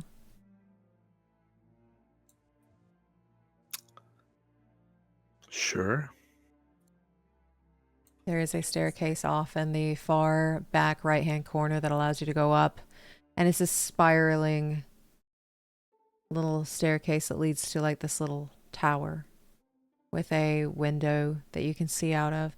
Almost like this is a section that if students wanted to sit outside with a little higher up, they could go up here and go on to a little balcony area. There is a door that leads to that, as well as a window at the top in case students or anyone else just wanted to get away from the hustle bustle that was down here, and they could go to the roof, kind of. Consider it. Must have been a nice place before everything. Yeah. It's huge. So do we both see the stairs? Yes, and if you both would like, you can go up these stairs and find that door and go out on the balcony, if that is what you wish. Yeah. Sure, yeah. Let's go. You all go, or you both go onto the balcony. And it's smaller, but it's fenced off with like an iron, like a black iron gate type situation, or fence to make sure no one falls off. It's a little taller because some students are extremely tall. But as you look out, I need you all to roll me a perception check.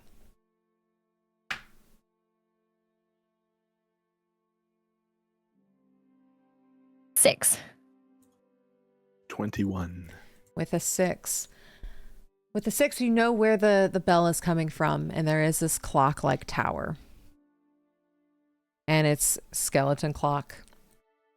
And it looks like it rings possibly on the hour, because it is currently right now at like 7 o'clock in the evening. But with a 21, these beasts start walking that way, and you see them all walking that way. And with a 21, outside the area with the clock tower, you see someone with a little bonnet and a pretty old-fashioned dress, giving little boops to all of the ones that come closer.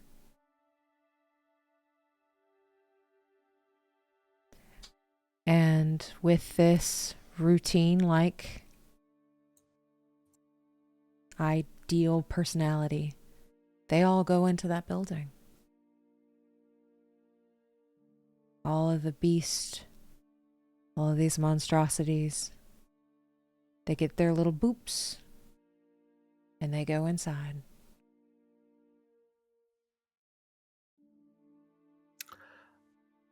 I'll point that out to Velphie and say, looks like you were right, but wait, there's more. Look at that Oh, bonneted figure.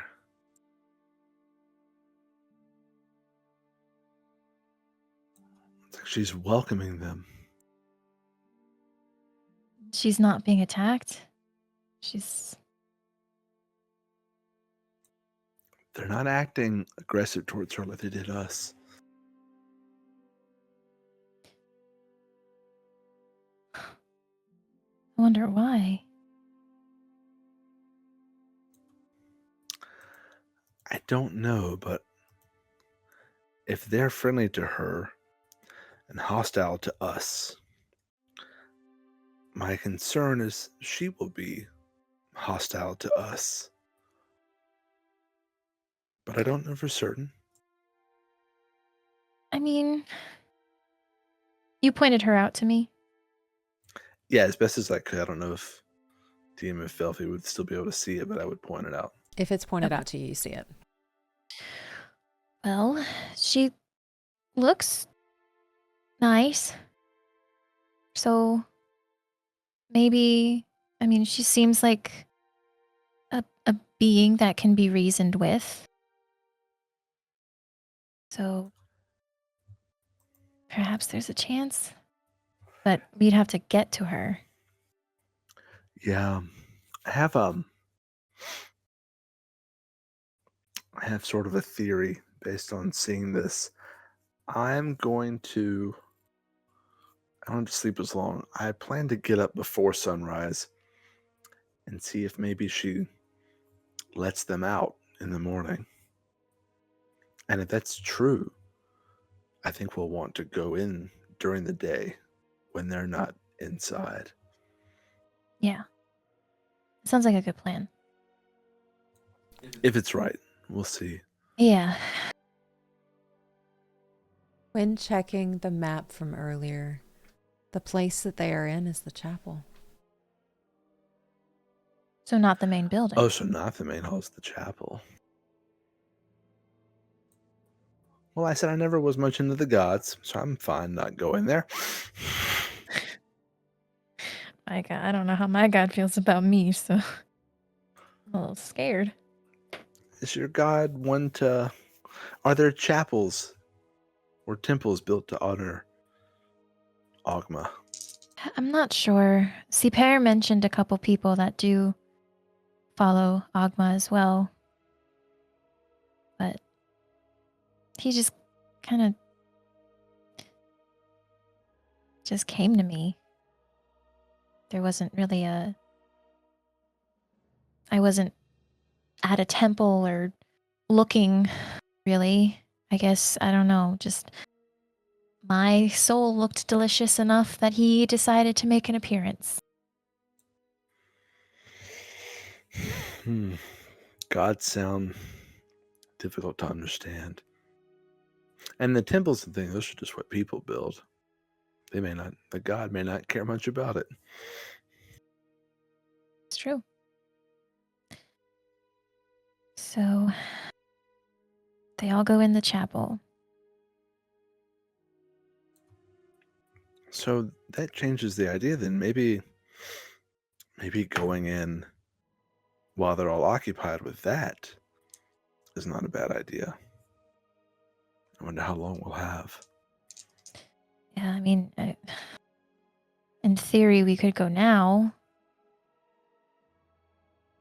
But I don't know when we'd want to go. We want to wait here all day tomorrow until the bell rings again? And does it happen every hour on the hour? Do they get let out and then they come back in every hour? These are all really good questions. I'm inclined to give us a day to observe a bit. We don't have much of a timeline with Superior, do we? She just told us 2 days there, 2 days back. Never gave us a must be home by have a curfew, I guess. Yeah. Stay I out all can night. I can watch it for a few hours and then wake up early tomorrow and watch it again and see if it's hourly or based on the sunrise, or and then we can plan from there. I'm not completely burnt out, but I feel like we don't have complete information for tonight.